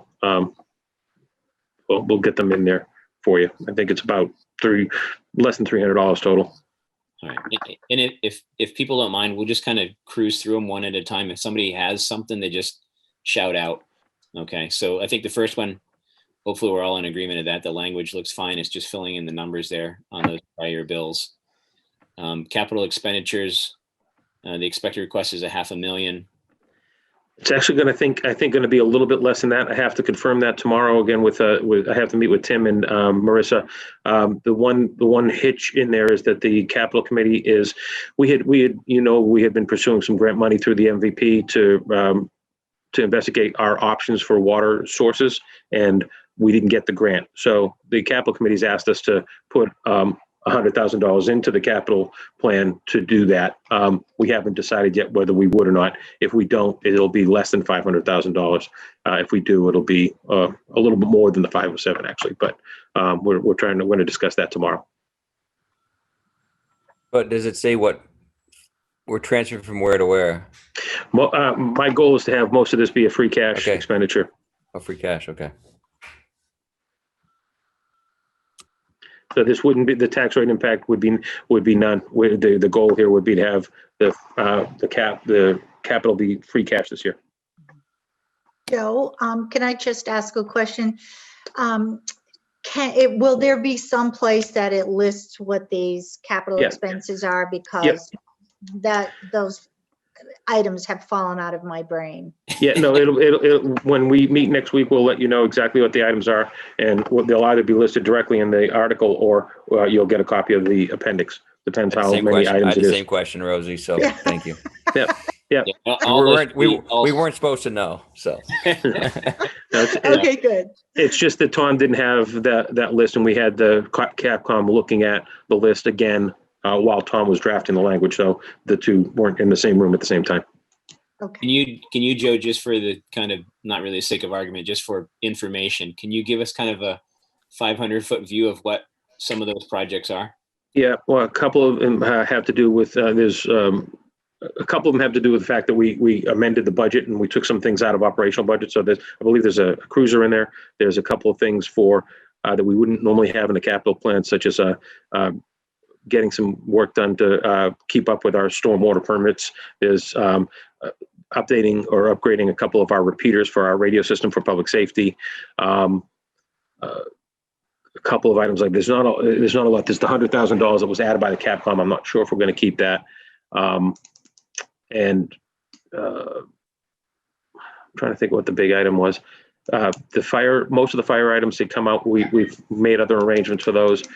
We took out some stuff that had to do with sidewalk work because of the lateness of the year. By the time we need to do the work again, we'll be at the annual town meeting. So that stuff has come out and is staying out for this year. Yeah, we don't have any. Hold on, let me. If you give me a second, I can. It seems like it's a lot less than 500,000 then. Hold on, let me. Yeah, fortunately, I've had too many meetings the last couple of weeks that I haven't been able to keep everything straight in my head. Christina, do you have something to add? I know FinCom was talking about a project at Patton Park to take care of the water drainage that we thought maybe could be put off. Yeah, I think that's going to be off. Let me look at the. No, that's not the right area. I'm trying to pull up something from my my own email to look at for you. Hold on. So for STM for 21, yeah, there's the NIPTES compliancy. There's the $250,000 to replace the fuel system. We'll need that money. That's the big ticket item. We'll need that whether we're staying with Wenham or not, because if we stay in the partnership with Wenham, their system needs to be replaced anyway. So that's the big item there. The water supply feasibility study. So that's $350,000 of the request right there. The police cruiser, and then we have 2 repairs to the library. That's a regional thing. Wenham already appropriated their money at their annual town meeting. So we have about $61,000 to assist with some repairs at the library, and in particular a roof, which is out of warranty, and a smaller amount to replace a server there. So that's pretty much it. There's really not a lot in it this year, as I said. And I have a question for Christina, since she's on the line. And this is kind of Joe as well, with the fueling station costs. We looked at replacing ours when we redo town hall and the costs, and we've since partnered with Wenham to use theirs out at the Iron Rail. Is there still a cost savings to being with Wenham at the Iron Rail? That's the purpose of the pilot right now. We're trying to determine if we can, save money, both in terms of operational expenses on an annual basis, but also in terms of buying fuel together and all those things. And both towns have to replace their systems, right? So we've got the 250 in there. We know that we could do that on our own. The goal would be to try to do it with Wenham, and then we might not spend that whole 250. But I have not yet determined the. Yeah, my follow-up question would be, if we encumber this money at STM for a fuel system upgrade, is it specific to fuel system upgrade with Wenham, or is it just fuel system upgrade? No, we'd leave it open to be able to be done with or without, depending on the result of the pilot, whether we determine if that's in our best interest to stay partnered with them or not. That's the answer I was looking for. Perfect. And Joe, this would still be located near the DPW yard or in the DPW yard? If we do one on our own, we would get a new above ground fuel system in our DPW yard. Our goal is to, what we're working on is trying to partner long-term with the town of Wenham and utilize a new above ground at the Iron Rails or some other location. That's also, just because we agreed to stay working with Wenham doesn't mean we'll necessarily stay out at the Iron Rails. We may choose another location that would be easier for both towns to get to. All right, so if everybody's okay, we'll move on to 2-3 water treatment. Okay. You guys still seeing it? Are you guys still seeing the? Still seeing it. Yep. Okay, good. Because well, it's a 2-3 water treatment. So the water treatment plant, you'll remember this is the additional money that you've that we're going to need in order to pursue the upgrade, have install the pre-treatment. That plan is actually being finalized now by our engineers. So if we get the amount, it would be able to be put out to bid and go forward.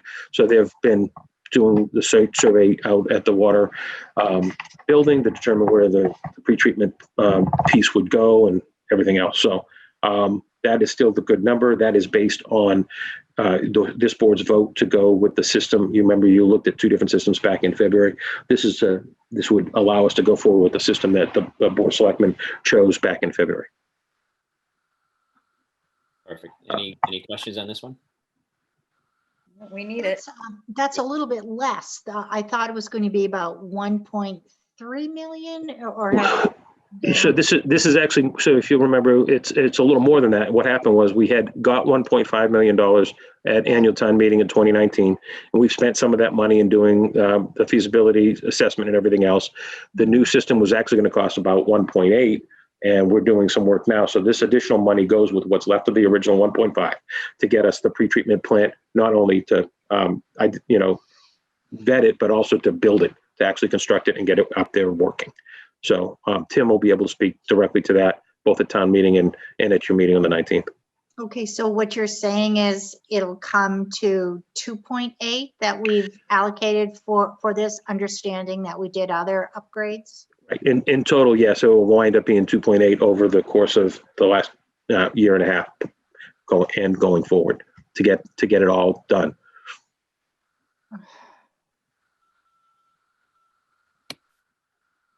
All right, any other questions?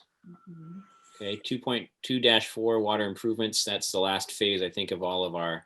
Yeah, so this is we're in current phase 4. We're finishing up with the money that we have and that's already been bonded and borrowed with the water system improvements. We have great concern. We're probably going to recommend that we withdraw this article.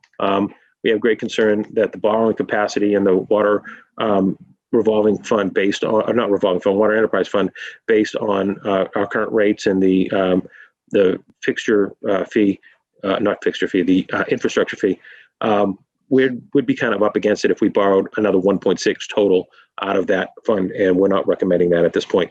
We're going to recommend not doing this work right now, completing the work that's already been contracted, and as we look forward to determine what's our water source going to be in the next 15 and 20 years and do our feasibility studies, and that we will be able to better identify what other water system improvements might need to be made, but not until we've had a better chance to really figure out where this is all going.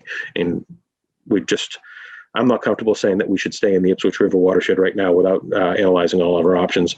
And most of these other improvements have something to do with staying there. So I do think that the treatment plant is different because we're going to be in the water in the Ipswich River for at least the foreseeable future 5 to 10 years, probably before we could effectuate a complete out of that.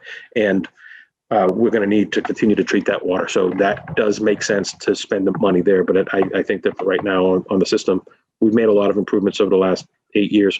We need to pause right now and allow the fund to come back up. I think that's good fiscal responsibility there. I think continuing that conversation and maybe taking it off the warrant or taking no action on it would be good.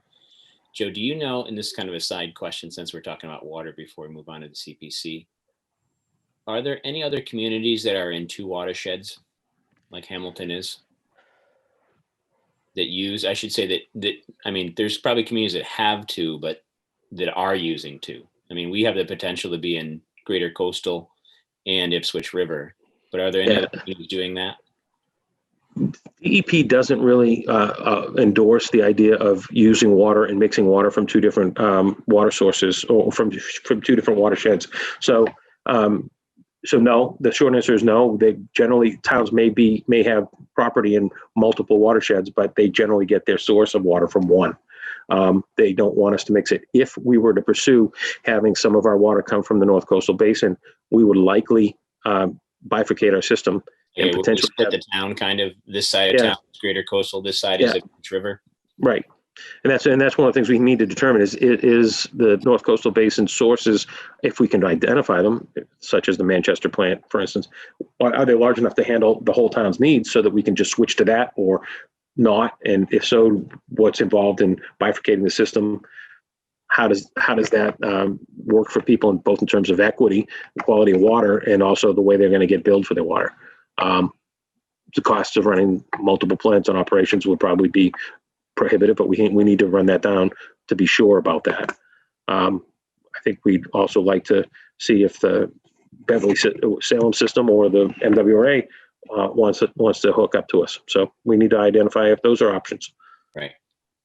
All right. 2-5. 2-5. So this is the CPC article. There's been a lot of discussion about this article today. Currently, and Sean, you can take over on this at any time, because CPC approved 3 different projects that have requested funds.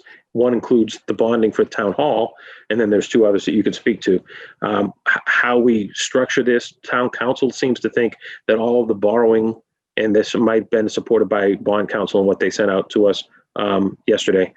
Town council seems to think that all the borrowing for the town hall project could be in one article, saying that approve the bond from to be paid out of the CPC and the bond to be paid out of the general fund, and then have the other CPC articles in a separate or separate multiple articles. That would be up to the you with the board selectmen. Right, and I in the CPC meeting last week, we had spoken about the articles, and the general consensus was to have 3 separate articles. And I guess I'm going to say 3 separate, but that third one with town hall, like you said, with bond council, we could talk about combining that if bond council think that's prudent. But we wanted to keep the affordable housing grant, the grant for the First Church, and then the town hall separate, so that we could kind of have, because at times we've done all one article and then people have held articles within the article. But it's kind of cumbersome sometimes. So speaking to each of them separately, I think would benefit everybody's understanding of stuff, instead of just a blanket yes or no on the whole thing, or hold up town meeting. Could you see if the board would endorse that approach, so that I can take that back to town council and reform that to, we want 3 separate articles for the CPC to be handled separately? You're reading my mind. So as I just kind of discussed or overviewed, the wish of the CPC, and my thought as well, would be to have 3 separate articles for the 3 separate CPC articles. So if somebody wants to make a motion to have 3 separate warrant articles, I would entertain it. Bill, you had a question maybe before? Yeah, we'll make the motion. We can discuss it. But I make a motion that we separate the community preservation warrant into 3 articles. Second. All right, go ahead, Bill. I was saying, I mean, I understand the positive of it. What's the negative of it? Just creates more articles to talk about? I mean, is it gonna, what's the negative of it? I don't really see a negative. So what would be the reason not to do it? Well, I mean, I guess the thought was that if they're separate, you can speak to them a little bit differently, instead of kind of one blanket yes to it, or someone calling out a hold on it, and then having kind of things go a little sideways. Because sometimes we've had a hold on an item and it's really taken a lot on kind of town meeting discussion, and then people kind of forget where they are in the article and what they're voting on. So if it's separate, it's very specific that I'm voting on town hall, I'm voting on housing, I'm voting on the improvements to the church. So it just kind of separates the confusion, and that's what we're trying to do. Yeah, man, I think that's fine. I don't have a problem with that. It's a clean. Right, makes it cleaner. Yeah, I agree. So, okay.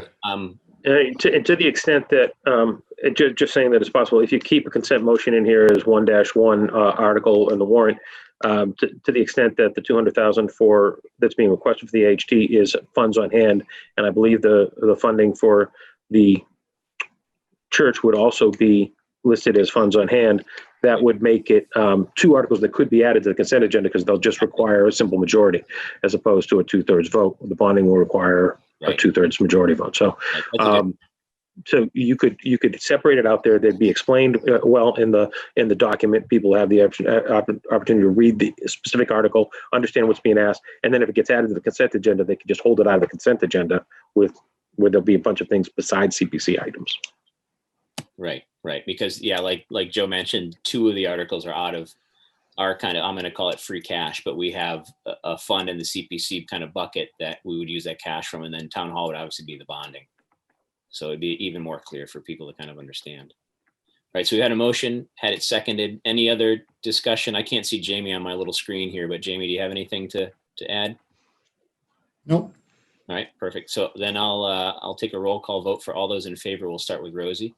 Rosie Kennedy, aye. Darcy? Darcy Dale, aye. Jamie? Jamie Knutson, aye. Bill? William Olson, aye. And myself, Sean Farrell, aye. All right, Just- and I'll just Can I just a point of clarification? I know that Bill made the motion to separate them for discussion purposes. Who seconded for the record? Because I didn't. Okay, Darcy did. Darcy seconded. Okay, thank you. And then just kind of a little more input about the CPC meeting. We kind of went back and forth with the church over quite a few meetings with their funding and separating things, making sure we weren't getting in any kind of, I don't want to say trouble, but limit the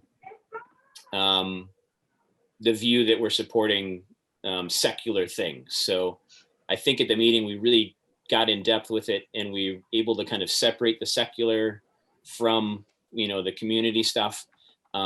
And we ended up approving them. I think it was 75,000 out of the 116,000 that they were asking for. We felt that that was covering the cost that the CPC could cover without getting into any kind of an area that we want to stay out of for litigation purposes down the road.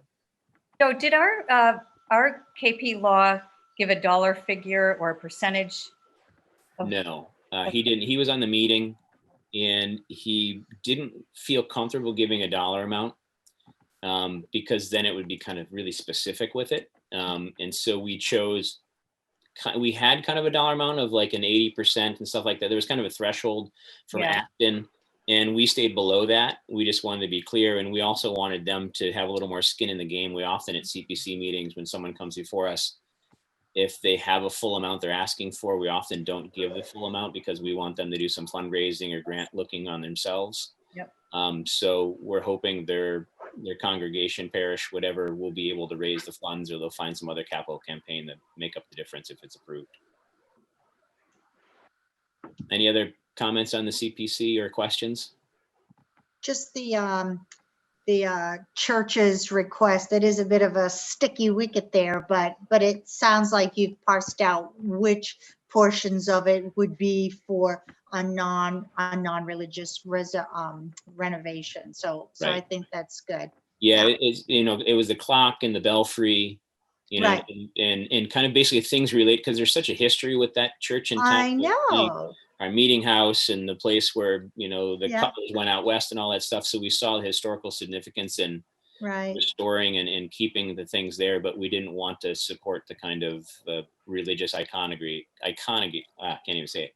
The religious iconography people and stuff like that. So, So are we going to meet with is there a meeting that we're going to meet with the CPC to go through the recommendations? Is that on the calendar, Joe? we could ask one of them to come to the warrant hearing when we have the warrant hearing, and they could speak to it if we'd like. Does that sound good to people? I would like that if everybody else agrees. I do too. Would Jay come? Yeah, I'm sure Jay will come. That's the 26th meeting? Yeah. So Joe, if you could reach out to Jay for me and ask him to come, or another representative. And are these, I'm assuming, so the CPC voted, just out of curiosity, I'm not gonna talk about favor and not favor, but they already voted on all these things? Is that what you're telling me? Okay. Yeah, so we basically, if the kind of the gist of the CPC process is someone comes to us with a grant request, we deem it eligible or ineligible, and then they come back to us with a funding plan, and then we approve some form of, I guess approve is kind of a sticky thing with CPC. So we're agreeing to take their funding mechanism, the town meeting, and then The town decides, right, if it's approved or not, right? Yeah. And then it's 5 voting members voted on all these? Yes. Okay. Yep, we had a quorum each time. Okay. All right, 2.7 Town Hall Building Project. I take it you want to have this in, like, as bond council suggested, one article for both the community preservation funding and the town general fund bonding. What do you guys think? I mean, Is it all or nothing? You need both to move You're it going to need forward, both in order to move it forward Yeah, anyway, and right. it'll be cleaner rather than having to have this discussions. discussion twice. right. I kind of agree with that unless somebody wants to speak. If it's all or nothing, that it doesn't make sense to pass one and not pass the other. So Right. But I think one of the things that should be made very clear is that the 3 million from CPC is not going to affect the tax rate versus the 4.8 certainly will. So because of that, I don't know, I'm a little hesitant to put them both in one article. People I think might we can. not. I think we can describe that in Yeah, detail. I think if we make it really clear in the summary. It's actually a down payment on the project when you think about it. It's a down payment on the total. Right. We don't have to come up with it. Right. And we've already encumbered quite a bit and spent quite a bit on it. So, Yeah. and like I'm thinking of your flyer, Rosie, with your $9 million price tag. Hopefully people don't see that and think that we still have 9 million to Right. go. That's my worry with any of that. I mean, we want to be. We're already halfway there, right? So we only Right. need 4.8 to finish it, right? Yeah. So Maybe you could modify maybe that. say that. Maybe say we're halfway there. Yeah. Well, the flyer does outline what we've already Right. have coming in. So well, depending on the town hall vote, but I hope it's clear. Yeah, it's clear. It's just, sometimes people they see that big number and it scares. Yeah. Oh my God, I put as few words into that as possible. No, I thought it looked good, Rosie. That's why it took so long. Thank you. Long time to do All it. right. I think if anybody has any other things to add about town hall, most they can, but we'll move on to 2-8 assessing department software. Any questions on this one? Does this go away if we get the CARES Act to take care of it? Or is this No, different? this isn't that. We started a process of transitioning from one assessing software to another. Vision had a very expensive upgrade coming. We found it to be both cheaper and a better service to the town to transition to Patriot software. And actually, to be honest with you, there was $10,000 in the FY 20 budget that we weren't able to spend before the end of the year. And that money would have allowed us to finish this project. And because we weren't able to fund it, we need to ask for the money back because that money fell to free cash. So we need to, it's a small amount. I'd be okay with taking it out of free cash, or, as Marissa notes here, would be a very, very tiny, it would be a negligible impact on the tax rate. But we'll have that all firmed up for next week's vote as well. Yeah, I would suggest free cash for this one. Okay. 2-9 election equipment and staffing. So this is all of our voting machine stuff and. No, this is not either. This is this one here. CARES money, I think, is the next. The election equipment and staffing. This is partly because of all the additional elections, all the different additional requirements from the state regarding early voting and mail-in ballots and all the things that have been done in this kind of current year. And also, we have now a special election coming up a month exactly after the general presidential election. So these are additional costs that were identified by the summary here is wrong. You'll see it was copied from above just as a placeholder for formatting purposes. But this was a number that was worked up by our town clerk to help cover the costs of paying election workers, advertising, postage, all the things that go along with running the additional elections and all the additional requirements of the existing elections. So not costs that we knew of when we were budgeting for FY21. And do you think this will be a free cash application as well, Joe? I think it can be. I think it should be. We've got some free cash and it's one-time money for one-time expenses. Makes sense to me. Yeah, I agree. Do we have enough, does our town clerk feel that she has enough people? Yes, I asked her today. Oh, Yes. good. Yeah.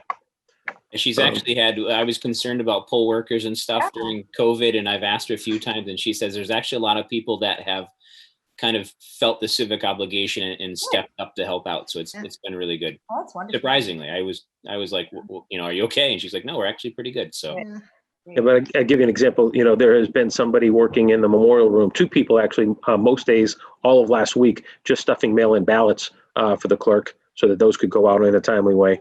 And then starting next week, we have early voting for 2 whole weeks where the memorial room will have to be staffed by, I think it's 3 people the entire time that early voting is open for the 2 weeks. So all those costs aren't, you know, those were added costs this year, the way the Secretary of State changed election requirements he based it somewhat on COVID, but they're election costs, they're not COVID costs. So we have to bear those in some other way.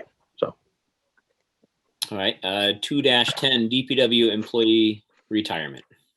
Yeah, we've been notified that an employee is planning to retire next year, and this would allow us to balance the books at the end of the year when we pay them their earned sick time and compensatory time after being with the town for many, many, many years. Is this typical? I remember voting on something like this before. When someone retired, it's not accrued in another account somewhere. No, We have to it's vote on it normally, separately. yeah, it's normally we do this as part of the budgeting process, but the employee didn't notify us that he was going to retire at the end of this year until after we had passed the budget on June 20th. So we were never able to get that into the operational budget for DPW. And that'll be a free cash thing too. I'll have to check with Marissa, probably because it's a one-off. We can probably do it that way. But let me double check with Marissa. We'll know that for sure by next Monday. Would this be an item that we could possibly, if we had other items, do a consent? Yeah. I actually think several of these, this one, the money for the assessing software, the election equipment staffing, Right. those could all potentially go in there as well. I think so. Any of the items on the for free cash borrowing only, I got to double check your free cash policies. I don't think you need a 2/3 majority. Simple majority, I think, for free cash. It's you need more if you take it out of a stabilization fund. So I think any of those items could wind up there. So. Can I pause myself for a second? My wife just ran in and said there's water streaming down the wall of my basement. So I'm going to let you guys keep on. I'll hopefully be back in a minute. I hope so. That's not good. Raining like crazy. Yeah. Right. Vice Chair has the floor. All right. Next one is the master plan 2-11. So yeah. And that's going to be free cash too as well, Joe, for the 150,000? Yeah, I've consistently said that this is a, once every 10 or 15 or 25 year thing. We have the free cash available, and I do think it's important for the town to push forward. If we can appropriate the money from free cash at this year's special town meeting, we can begin this before next summer. If we can begin the process of identifying the vendor to work with us and all the things that go into starting the process on a master plan. I know master planning is important to the Board of Selectmen. We've talked about it extensively in our discussions about goals. And I think that it's important that we get started on it. So. Okay. All right, Jay, you want to scroll down? Yep. This is Council on Aging bylaw amendments. I think Selectman Knudsen has some additional changes or updates on this that he might be willing to talk to you about. I know the Council on Aging met last week and made some additional votes after we got this added to the warrant. So, Jamie? Yeah, so in summary, they actually want to increase the size of the board to 9, so from 7 to 9, and then also still have the alternates.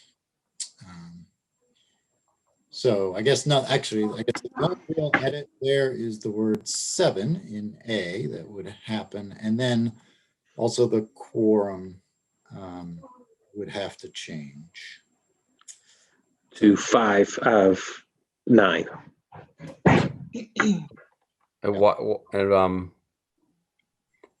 And why, it's out of curiosity, why we always talk about size of board sometimes being too big and cumbersome. So what are they, why are they going, what was the, they've already voted at 7 to 9, or is that the recommendation, or we're just supposed to go with the 9?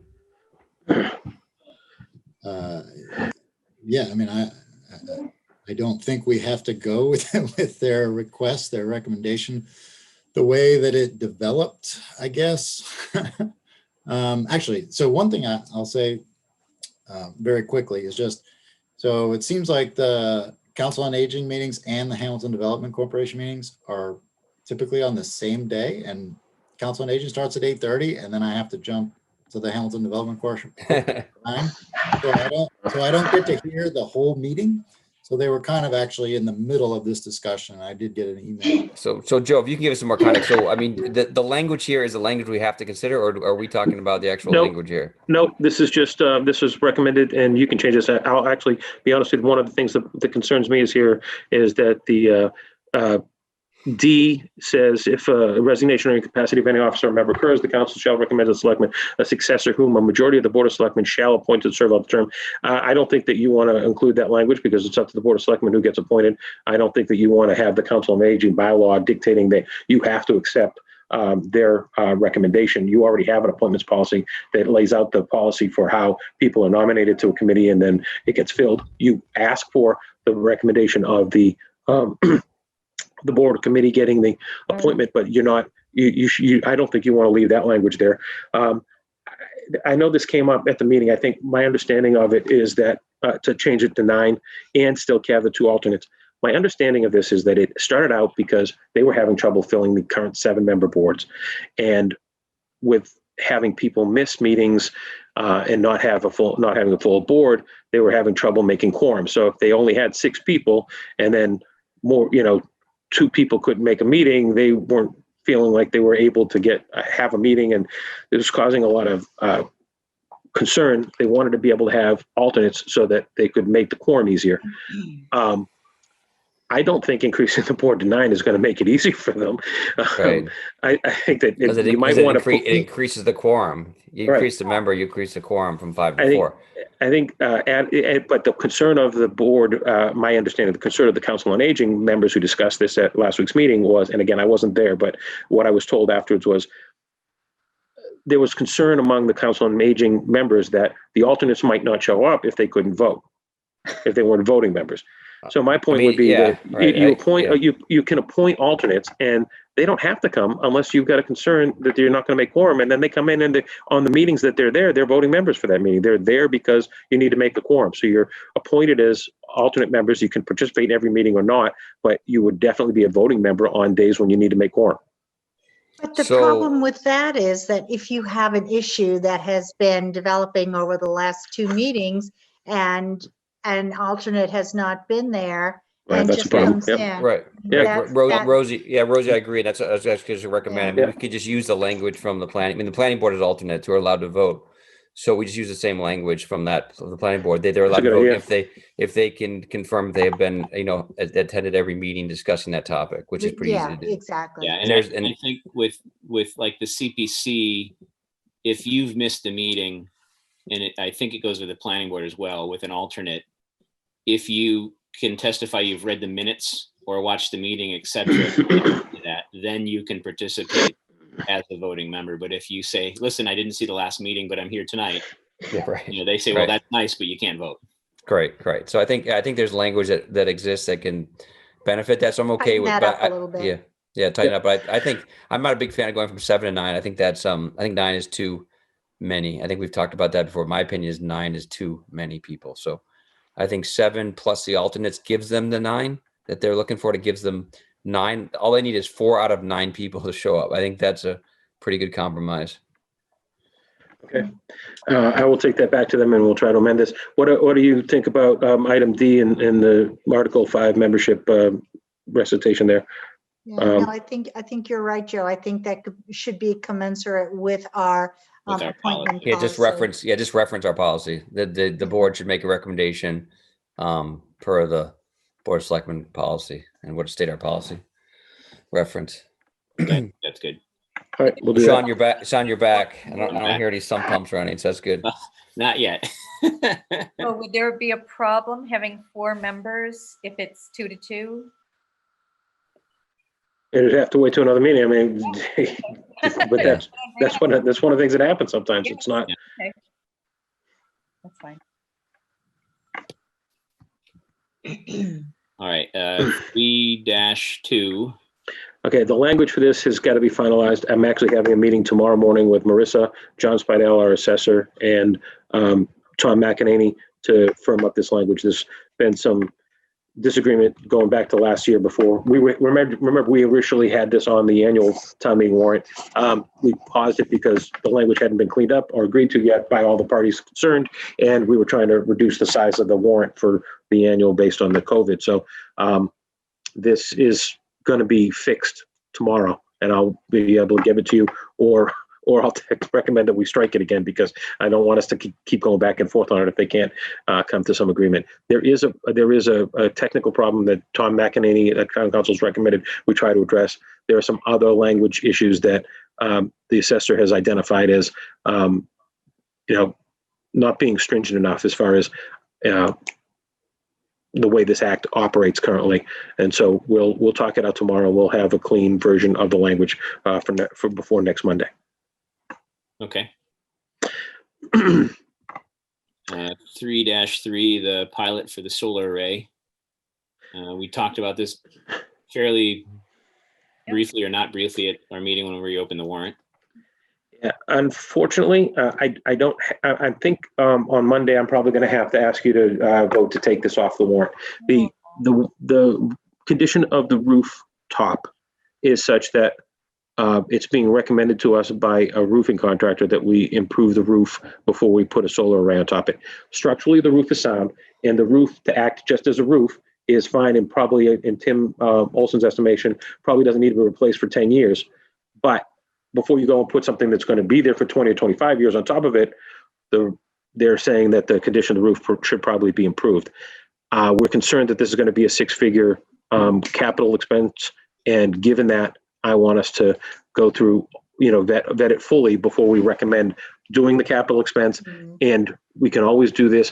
It's going to mean that our paybacks will be different if we do this in the fall, in the spring, but I would rather do it right, get, 3 good estimates on what the roof is actually going to cost, bring it through the whole capital process like we normally would, and have it be all part of the package that we bring to approve the pilot and everything else. So, I'm not taking it off yet, but I'm going to recommend, I'm going to warn you that we may be recommending on Monday to take this out, because this issue with the roof came up as the consultant, the solar consultant, did look at the structure of the roof.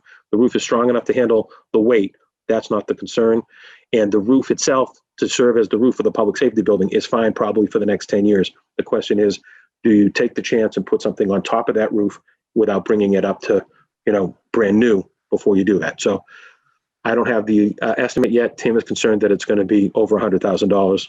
I'm not ready to make a recommendation that we spend that money just to do a pilot right now. So sorry. That makes sense, Joe, really, because if we lose 10 years on a roof, how much would we make back in saving electric charges? So I think that's a very reasonable plan. So we'll know more tomorrow. Vicky Massoni is doing us a favor and getting us a quote, one quote estimate. But if it comes in the way we're expecting it to, I'm probably going to recommend on Monday that we will remove this from the warrant, unfortunately. All right, bummer. 3-4, the Gordon Conwell lease space for the town hall. So this is really just like approving a lease. Or what kind of a document would it be? Just a lease, right? It'd be a lease, a simple lease, and this is the language that Tom's recommending to get from town meeting that would allow the board of selectmen and town manager to enter into the lease. If the rest of it passes, and that's also subject to it passing the debt exclusion vote on December 3rd and everything else. So but it's going to need to be passed before we could move in there. So it has to be done at this meeting. And then if we don't get the funding, we don't do the lease, nothing happens, no harm, no foul. All right, sounds good. 3-5 citizens petition. We had said we'd put this on the warrant for the upcoming meeting. We are going to be talking compost and trash at our 26th meeting with the Waste Reduction Committee, and possibly I don't want to say mandatory, but mandatory composting in some form. In talking to the person that brought the citizen petition, and keeping every other week would satisfy his. Keeping every week. Keeping every week, yeah. So yeah, basically, the purpose of the petition was to get you to return to every week collection. If the Board of Selectmen decides on the 26th to keep every week trash collection, but require mandatory composting, then the petitioner doesn't see the need for the Board of Selectmen to bring this back. So this might get taken off next week as well. Does that sum it up, Tom, Sean, for you? Yep, it does. All right, what's not here is the citizens petition on the Board of Health actions. That is going to need to be here. It was a miscommunication between Tom and myself. He didn't realize that they had turned the signatures in time, so he didn't draft language. He has the language. It'll be added here for next week. That article will have to be on the warrant because the signatures were submitted in time, and you've voted to put it on the warrant. The good news is we did get an email today from both the Wenham and Hamilton representatives of that citizens group. They're satisfied with the votes that were taken by both boards of health, and they're planning to, on the floor, make a recommendation of no action on the article on town meeting floor. So it'll be in the warrant. It'll have to get discussed. You can vote that unfavorable action or no action be taken in the warrant, and then if they get up and make the same recommendation on town meeting floor, it's over with. But legally, we do have to have that article on the floor. Right.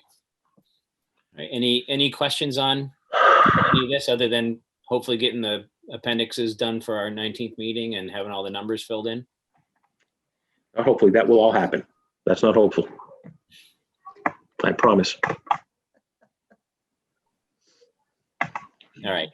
So if no one's got any other questions, we can move on to our next segment, which is endorsing the town hall project. The planning board is looking at endorsing it. The capital committee has endorsed it. I can't remember if the FinCom has already or not. I believe they have. Yes. And so it's up to us to say whether we agree. I think we all do, but we should vote on it to make it official. If anybody wants to make a motion to endorse the town hall project, I will take it. Okay, I'll make it. I move that the Hamilton Board of Selectmen vote to endorse the town hall renovation / preservation project. Second. All right. Any discussion? Okay. Take a roll call vote. We'll start with Rosie. Rosie Kennedy, aye. Darcy. Darcy Dale, aye. Jamie. It's an aye. Bill. William Olson, aye. And myself, Sean Farrell, aye.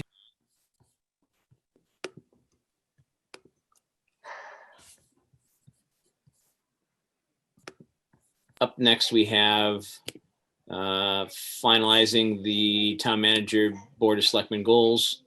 And Bill sent out a kind of a spreadsheet. That wasn't me this time.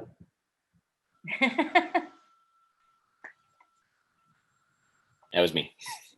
All right. So we've got kind of a list of all of our priorities or asks here of things we'd like to continue on or do.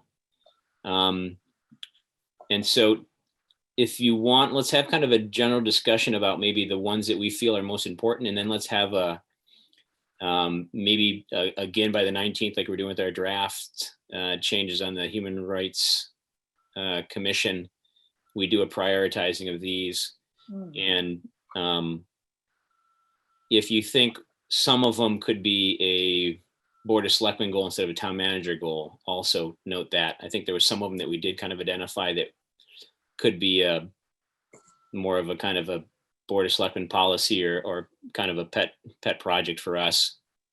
Let's single that out. And then other ones that we think are the ones that are priority for Joe, we'll do those. Does that sound reasonable? I'll take any suggestions if anybody has anything different.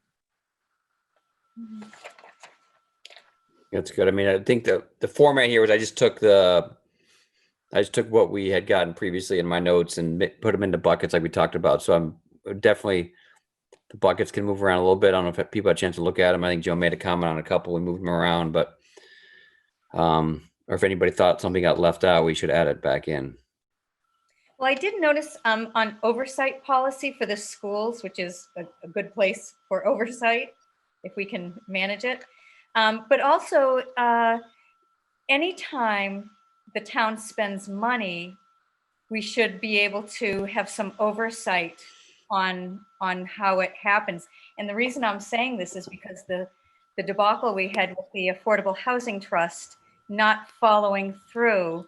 And if we hadn't stood up to it, it still would not have been fixed.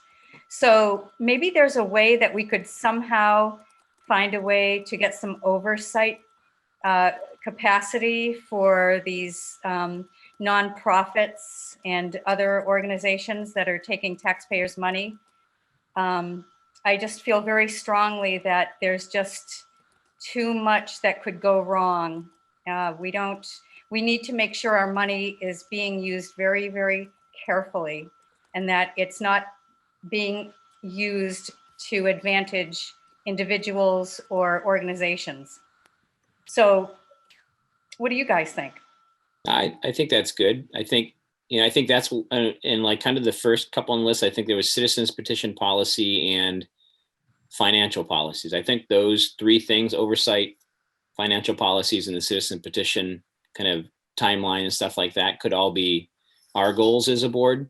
Mm-hmm.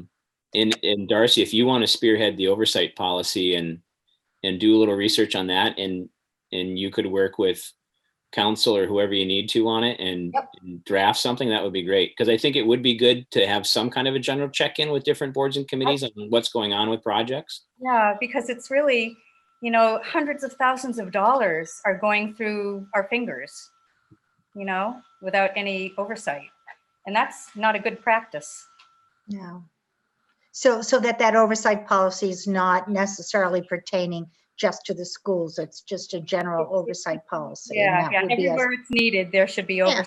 Absolutely, absolutely. Wherever there's taxpayer money. Taxpayers would really appreciate it too, because then they could have some confidence that we're watching where the money goes. Well, yeah. So, and also just on the schools, I don't know if there's anything else after 6.02. I don't know, is that the end of it, Bill? Yep, I think that's the end of it. Okay, so just the other part under schools is, rather than have that oversight policy, maybe the wording could be operational audit. We had talked about that for the schools. Right, and I think that's something that could also tie into, I'm looking at the two school items there in the bottom. Yep. The school agreement, that's something in fact, I emailed Gary Cheeseman, the new chair of the Wenham BOS, about having a joint meeting with them to discuss that and a handful of other items that kind of affect both of us. Mm-hmm. I think that regional agreement and, what you're just mentioning, Rosie, I think could all fold into that conversation with Wenham. Yeah. And even OPEB, we need to make sure that whatever we make an agreement with the school, it needs to include a provision for funding OPEB. We can't afford to keep giving them money for OPEB and then have the school committee and superintendent decide they're going to use that money for whatever, the playground in Wenham or whatever it was. But we really need to make some kind of something that's going to strengthen our hand when it comes to funding OPEB, because what is it? Our share is $30 million, and it's going to increase every single year. And we're just not making any progress. And we're going to find ourselves looking at a huge tax burden if we don't make plans and stick to it. That's the only way it's going to be solved, is making a plan and sticking to it. Right, I agree. And it's up to. I'm very concerned. Yeah, me too. I mean, that's my stump speech every time we meet with the school committee. OPEB. OPEB. So maybe to kind of circle back a little bit back to Joe and our goals. Joe, since you're kind of sharing your screen on those two 6.01 and 6.02, can you make a little BOS note in one of the columns there, so we know those are kind of our projects there to work on policy and working with Wenham on those? And the audit, the operational audit. You want to add an audit into 6.02 and Why don't you OPEB write it where it was School OPEB. Hamilton Wenham Schools Regional Agreement / audit? / audit. Yeah. And then what, OPEB on to 6.02 and then move oversight policy up into 1.16 or something like that? Yep.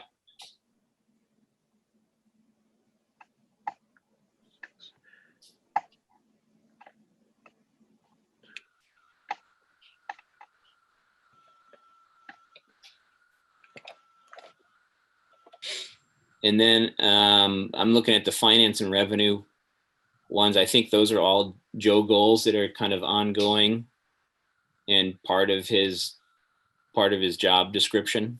So I don't think we need to change any of those. Those I think are all going to go in the town manager review. Shared services,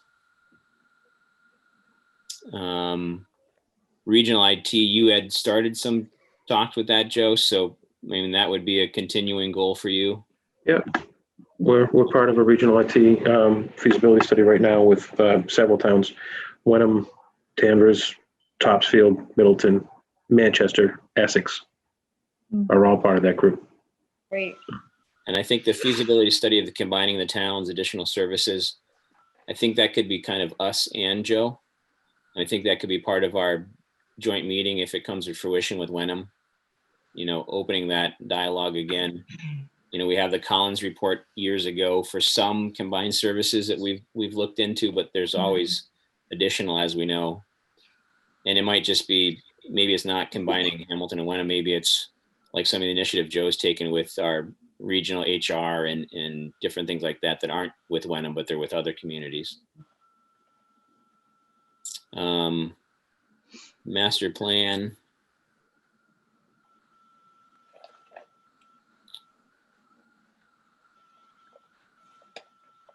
I think the master plan update, I don't know, I think that the BOS should certainly be involved in that as a, maybe even a shared. Yeah, I think that's a shared goal. Yeah. And the downtown parking study. It's starting. Yeah, they just started this week, right? Or was? Well, we signed the contract, and Patrick, with the input that we got earlier from the FinCom and the Hamilton Development Corp, we're putting together the community group that's going to work with the consultant on the parking plan. So they'll be finalizing that group this week. So. Do you think, I guess I'll ask the board, any of those other master plan, town vision things, do you think some of them are combined, our goals plus Joe's goals, or any more specific to Joe or us? Well, when you're talking about our town vision, I think that should be under the purview of the Board of Selectmen, where, I think I think that's personal, right? What's our town vision? Branding, sidewalk zoning. Right. So, and sorry to interrupt you, Rose, but I think that could all kind of be wrapped into the master plan update. Yeah. Right. Yeah, I think so. Yes. I mean, I think a lot of that rolls into the downtown parking study, rolls into the master plan, the downtown improvements, etc. master plan. It all kind of comes through that. Hopefully a large group of community at large and boards and committees work together to get all that done and figure it all out. I would even almost simplify a couple of those, like the downtown improvements, branding, sidewalks, zoning, and the parking study. I think could all be lumped into master plan update / progress on that goal. Yeah. So I think they all roll into it. Yeah. The review of town-owned property, I think that's kind of a separate entity. And I don't think that's too hard. I think it's mostly just getting the assessor's list and seeing what the value of them is. I know we've done it a few times, but I haven't seen it in a while. I can't remember how many properties are even, there's a lot of them aren't really developable. Most of them are kind of a weird pork chop or sliver or something like that around town, and whether any neighbors would be interested in acquiring some of that from us to use as their own, but they probably don't mind if it's just left, right? Instead of buying it, they can appreciate it. Right. assist the planning board with flexible zoning. I think that's a good one to leave for Joe because, you know, Patrick and the planning board are working on that and just kind of getting that all through town meeting and council and stuff like that. I think all could be part of Joe's goals. What's the affordable housing at Gordon? 3.03. Yeah, GCTS has notified the town that they're looking at divesting themselves of the apartment units, or the dormitory units, to be turned into some other kind of housing. They're going to be walking through the plan. They've got interested buyers for those, and some of those might be used for affordable housing. Some of them might be used as market rate and redeveloped. All that has to go through a process with the planning board and the Board of Appeals, and potentially even town meeting. But that's all come out of the conversations that the Gordon Conwell Task Force has been having with the folks up there, and their desire to both participate in helping make the town whole and also removing expenses that they don't have and don't need. So that's all kind of on the table right now. Are they going to be looking for a variance, or is that part of the zoning?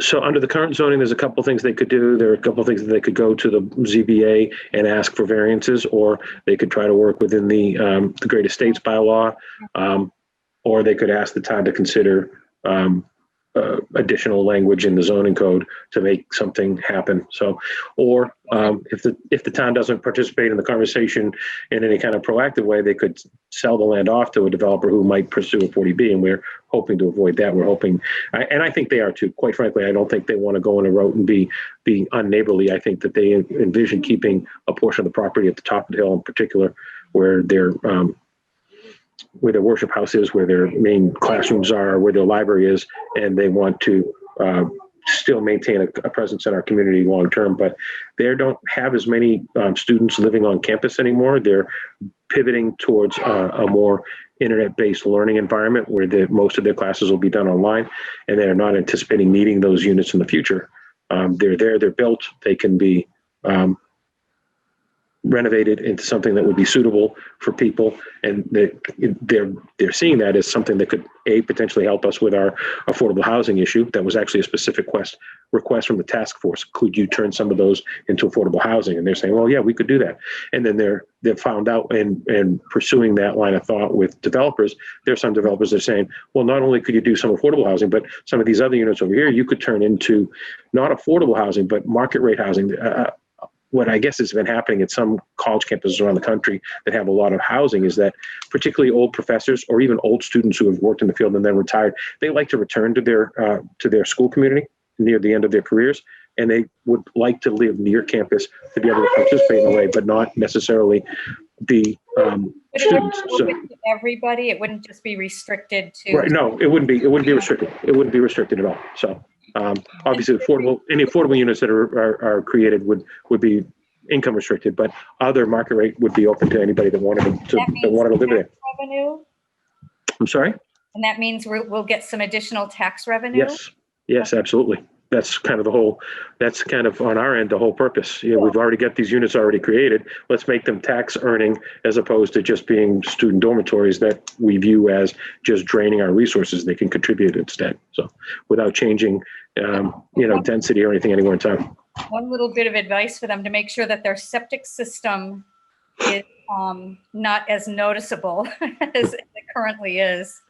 Yeah, their current treatment facility might need to be addressed in all of this, because there's going to be some long-term upgrades to that facility needed, but certainly once they've given that over to somebody that will be collecting rents or selling condo ownerships or whatever they're doing, that would be a part of maintaining that going into the future and improving it would be a part of that financing structure. So thank you.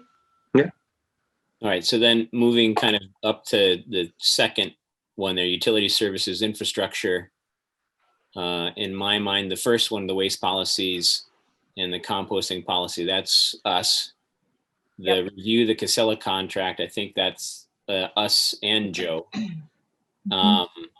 Road acceptance policy bylaw, that's us. The water, that's Joe with our kind of push on him to do that.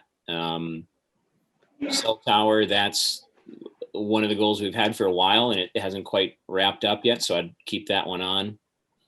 Solar array, same kind of thing.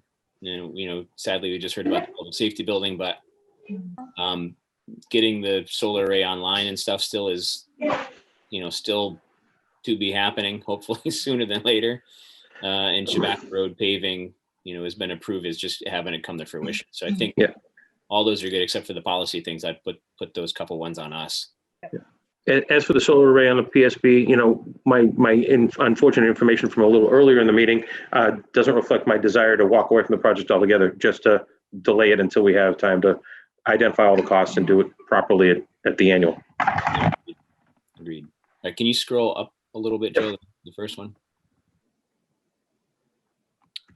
Oh, yeah. Right. So citizens petition policy, as I said before, in the FinCom, or financial policies, I think that's us. Communication, I think it's both of us. I think having Joe do some improvements to different things that help. I'm actually having a meeting on Thursday with a bunch of kind of interested parties on trying to work through PR and communication and stuff like that in a better way with the website, and getting word out for town meeting and communication between boards and committees, kind of eliminating some of the silos that we do have a lot of times. So I'm kind of working on that behind the scenes a little bit, and I'll bring more of that back to you guys when I have kind of more of a plan. But Joe's working with me with that group, so that all folds into the communication part. The board binders, I think that could be us, maybe with help from town clerk. I don't know what that means. So the board binders, if you remember, Darcy, we had talked at our kind of meeting at the Patton about, I had an idea a few years ago about kind of giving a dossier to people when they got on a board with all their ethics stuff in it and their bylaws and policies and all that stuff. Yeah. I think that could be an us goal. And I think if I work with the clerk, because that would kind of be where we would keep everything. Yep. That would be good, kind of a us goal, or a me goal anyway. Paperless initiative, Joe's been working on that, so that's a Joe goal. Health department reorg, he's been working on that. GCTS task force, that's ongoing. Litigation ongoing. Goal, obviously, keep it down. Assist the town hall building committee with Prezzo and sharing of information. I think that's us and Joe. And Joe stated before, and he can't be politicized with it. He can just give us facts. So it's up to us to really promote. Bi-weekly report, that's Joe. Prepare voters, I think that's both of us, BOS and Joe. And Joe, I would also put on that one, with besides prepare voters for STM ATM decisions, I would put in prepare warrant and appendixes. And then conduct department head yearly reviews. And I know Joe's been working on a format for that, and a format for his department heads to do reviews. So that's really good. We've actually never done that before, and that's part of the town manager job description in our charter, and we've actually never done it. So I'm glad that we're finally getting to it. Have department heads make regular reports. Union negotiations and the schooling field lease. Well, that one's a fairly low level thing, but I think it's good to keep in there as a goal. Any comments on all this? I think maybe what we can do, since we talked tonight, or at least we were supposed to talk tonight about finalizing his goals. So maybe we'll kind of go down the list again, and we'll exclude some of the things that would be our goals solely, I guess. And then the rest of them we'll pile on Joe. It seems like there's a lot of them here, but if you really look at it and dig into it, there's a lot of them. I mean, most of them he's already doing or on, so they're ongoing, and it's just kind of following through and seeing the results of it. So even though it seems like a lot, and it is, but I think that it's all stuff that is ongoing. It's not a lot of brand new out of the blue stuff. I don't think there's any real surprises here. Easy stuff, Joe. Easy stuff. You can finish it, tomorrow. Take the morning and wrap it up. I might not say easy, but certainly I agree that it's not a lot here that's unforeseen. Certainly all stuff and that I agree with as well. Even the things that have been added, I think are things that the town needs to address. So I'm happy to do my part to take these on. So maybe what we can do is, maybe we'll kind of go through it just one more time, kind of really quick, and we'll say the ones that are just kind of excluded in their BOS goals instead of Joe goals, and then we'll just take a vote to approve the rest of them for including in the town manager goals, and then Bill and I will work on kind of writing up the document for the review, and then we'll disseminate it to everybody, and we'll kind of fill in the blanks with the details and stuff like that. Does that sound like it works for everybody? Yeah, okay. So the first two, 101 and 102, those are BOS exclusively. The board binders is a BOS.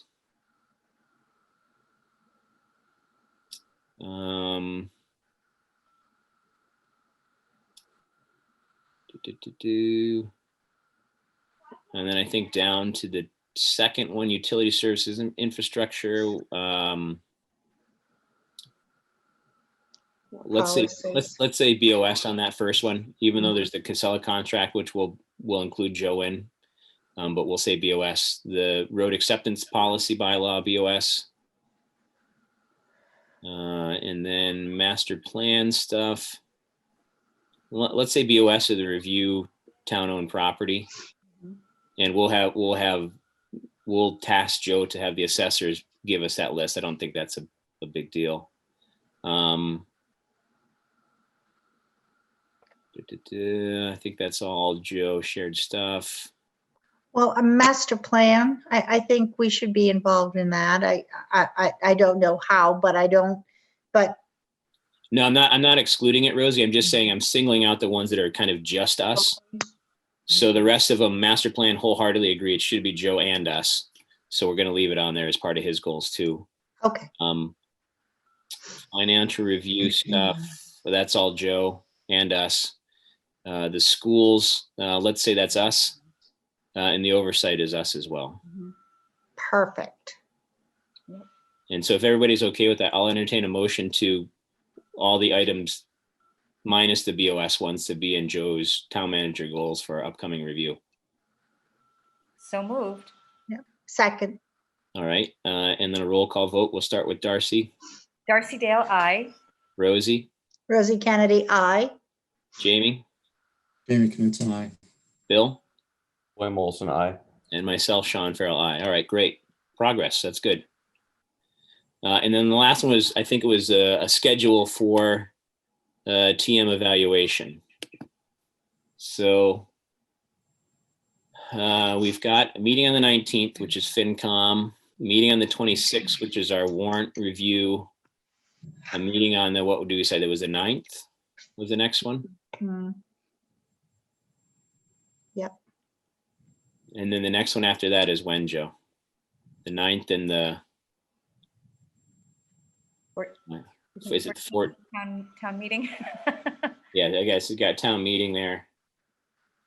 Let me look at my calendar here. I think it's the 14th. 9th, and then meeting is the 14th. We have a meeting on the 16th, correct? Is that a debrief? So you're on mute. You remember we accidentally got off on the first and third, so we were in the second and fourth. We're gonna take a bye week, right? Yeah, you get 9th and 23rd. As of right now, the 23rd of November. As of right now, the 23rd, the main thing would be just a recap of special town meeting. So you don't have a lot else on that agenda at this point. All right, so let's, I think it's feasible. You can debate me, but I think if we shoot for that meeting on the 23rd for Bill and I to have the review documents kind of put together for you guys, and we can hand them out kind of at that meeting or around that meeting time, and then you can do your reviews, and then maybe that first meeting we have in December on the would it be the 7th? Back to the first and third. Yeah, back to the first and third. Yep. Third is So- voting day. isn't it special town meeting voting? Or in ballot? December. We're in December. In December. So, Yeah. So the first meeting date would be December 7th in December. so why don't we, if it's okay with everybody, we have the meeting on the 23rd, which I'll pull together the review documents with all the goals in it. I'll try to get it out earlier than that so you guys can see it and we can make any adjustments if we need to, but let's plan on having that document kind of together for the 23rd. And then we'll give you 2 weeks to the next meeting on the 7th to finish the review, or at least, talk to Joe and talk about it. Typically what we do is, and this is kind of for Jamie and other folks, I guess, if you can't remember the process, but the way we've typically done it in the past is we get the kind of town manager goal review document. We'll fill it out either before we meet with Joe, and then we'll meet with Joe and talk to him about the review or ideas that we had in the review or any questions that we have. Typically, when we've done review, you can have some questions. You're like, well, where are you with this project? And then you talk to Joe and he says, oh, we're here. And then it kind of fills in the blanks for you. And then you can finalize it and we'll have it for that December meeting. And then we'll compile them all after I collect them on that 7th. And then probably the next meeting in December, we'll have them all compiled and we can go over the review. Does that work with everybody? Does that seem feasible? So I do have a question. Question away. If I may. So we're going to be evaluating him on the goals that we just set. So it's like evaluating him for like 2 months of activity. Is that? Well, some of these have been going on for a Yeah. while. Yeah, no, and to your point, Jamie, I agree. It's a little bit wonky at times and we're in the process a little late. So it will be kind of a short run on some of them. But there's a lot of them that have kind of been ongoing. And that's where I would say, sit down and have a talk with them and kind of see the progress on it and where things started to see how far along he is. Yeah, I think, Sean, we can mark which ones were on the goals last time. Right. Maybe we Right. can make it a different, make it like a different color or something, just so Jamie can, and everybody else can see what was on previous, because a lot of these were on previously, correct? So. Right. And I think that, part of it is also kind of seeing that initial steps that are in the process on master plan and different things like that. Financial policies, we'll probably start talking about those again fairly shortly. And I think there's 5 or so left of those that we have. I think there was a total of about 7 or 8 that we had to begin with. And I think we checked off about 4 or so of them already. So we have a handful of those that kind of pick back up on. So he's kind of half completed that goal, but it's just kind of figuring out that history. Yeah, I won't take credit for that. A lot of these, you guys, the Board of Selectmen started this with the FinCom and the Finance Director prior to my arrival here. A lot of those were picked up and being worked on prior to me getting here. We agreed to take a pause on some of them after we adopted the stabilization policies and such right after I got here. And Marissa and I have been talking lately about restarting those. So she's aware of our desire to pick those up again. And I think we all agree this year was a little bit of a different year. I think we did the budget for FY21 3 times. So, we didn't really have a lot of extra time in there to do that. And right now we're trying to, get the Schedule A done and, make our filings with the state. So she's already working on them, but they're not ready for public consumption yet, but we are addressing them.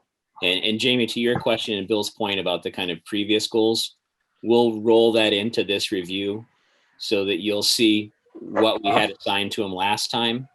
And that'll be part of this review. It'll be kind of the old stuff that he was working on, this new stuff we've tasked him with, and then kind of judging that progress from previous goals to new goals. All right. Any other questions? I see the wheels turning there, Jamie. No. Nope. I thought you were deep in thought. Any other questions from anybody? And we'll shoot for that schedule. And so just to kind of highlight any comments on the Human Rights Commission by the FinCom meeting, hopefully have them back to Joe and I. What was the other thing you guys were going to get back to me before the FinCom meeting? What was it? Joe, you're on mute. There was something else. These comments on these goals? Comments on the goals, right? There was something else, but I forget. We're supposed to read read the red lines on that. Oh, the street acceptance policy. Streets, acceptance policies, yeah. That was the other thing. I knew it was something else, another policy. All right. I think that's it, unless we have some other topics, any new business. There's a lot going on. Do you think it would be possible for all these to someone to just, or Joe or your Pat Shannon, could he just send us a list of the dates with the action items? Yes. Just so that I can't trust my note taking here. Yeah, I'll try to get that drafted up and sent out to everybody tomorrow morning. Thanks. Okay. All right. Nobody has any other new business. Darcy, I'll entertain a motion. Yes, I move that we adjourn the meeting. Second. All right. Roll call vote. We'll start with Rosie. Rosie Kennedy, aye. Darcy. Darcy Dale, aye. Jamie. Jamie Kingston, aye. Bill. Bill Olson, good meeting. It's only 6:15 here, so I got my whole night ahead of me. All right. Myself, Sean Farrell, aye. Thank you, folks. It was a long one tonight, but it was a good meeting. We accomplished. That was a great meeting. Nice job. Very well run. Thanks. All right. Yeah. Thanks, everybody. Good Have a night, good- everybody. All right.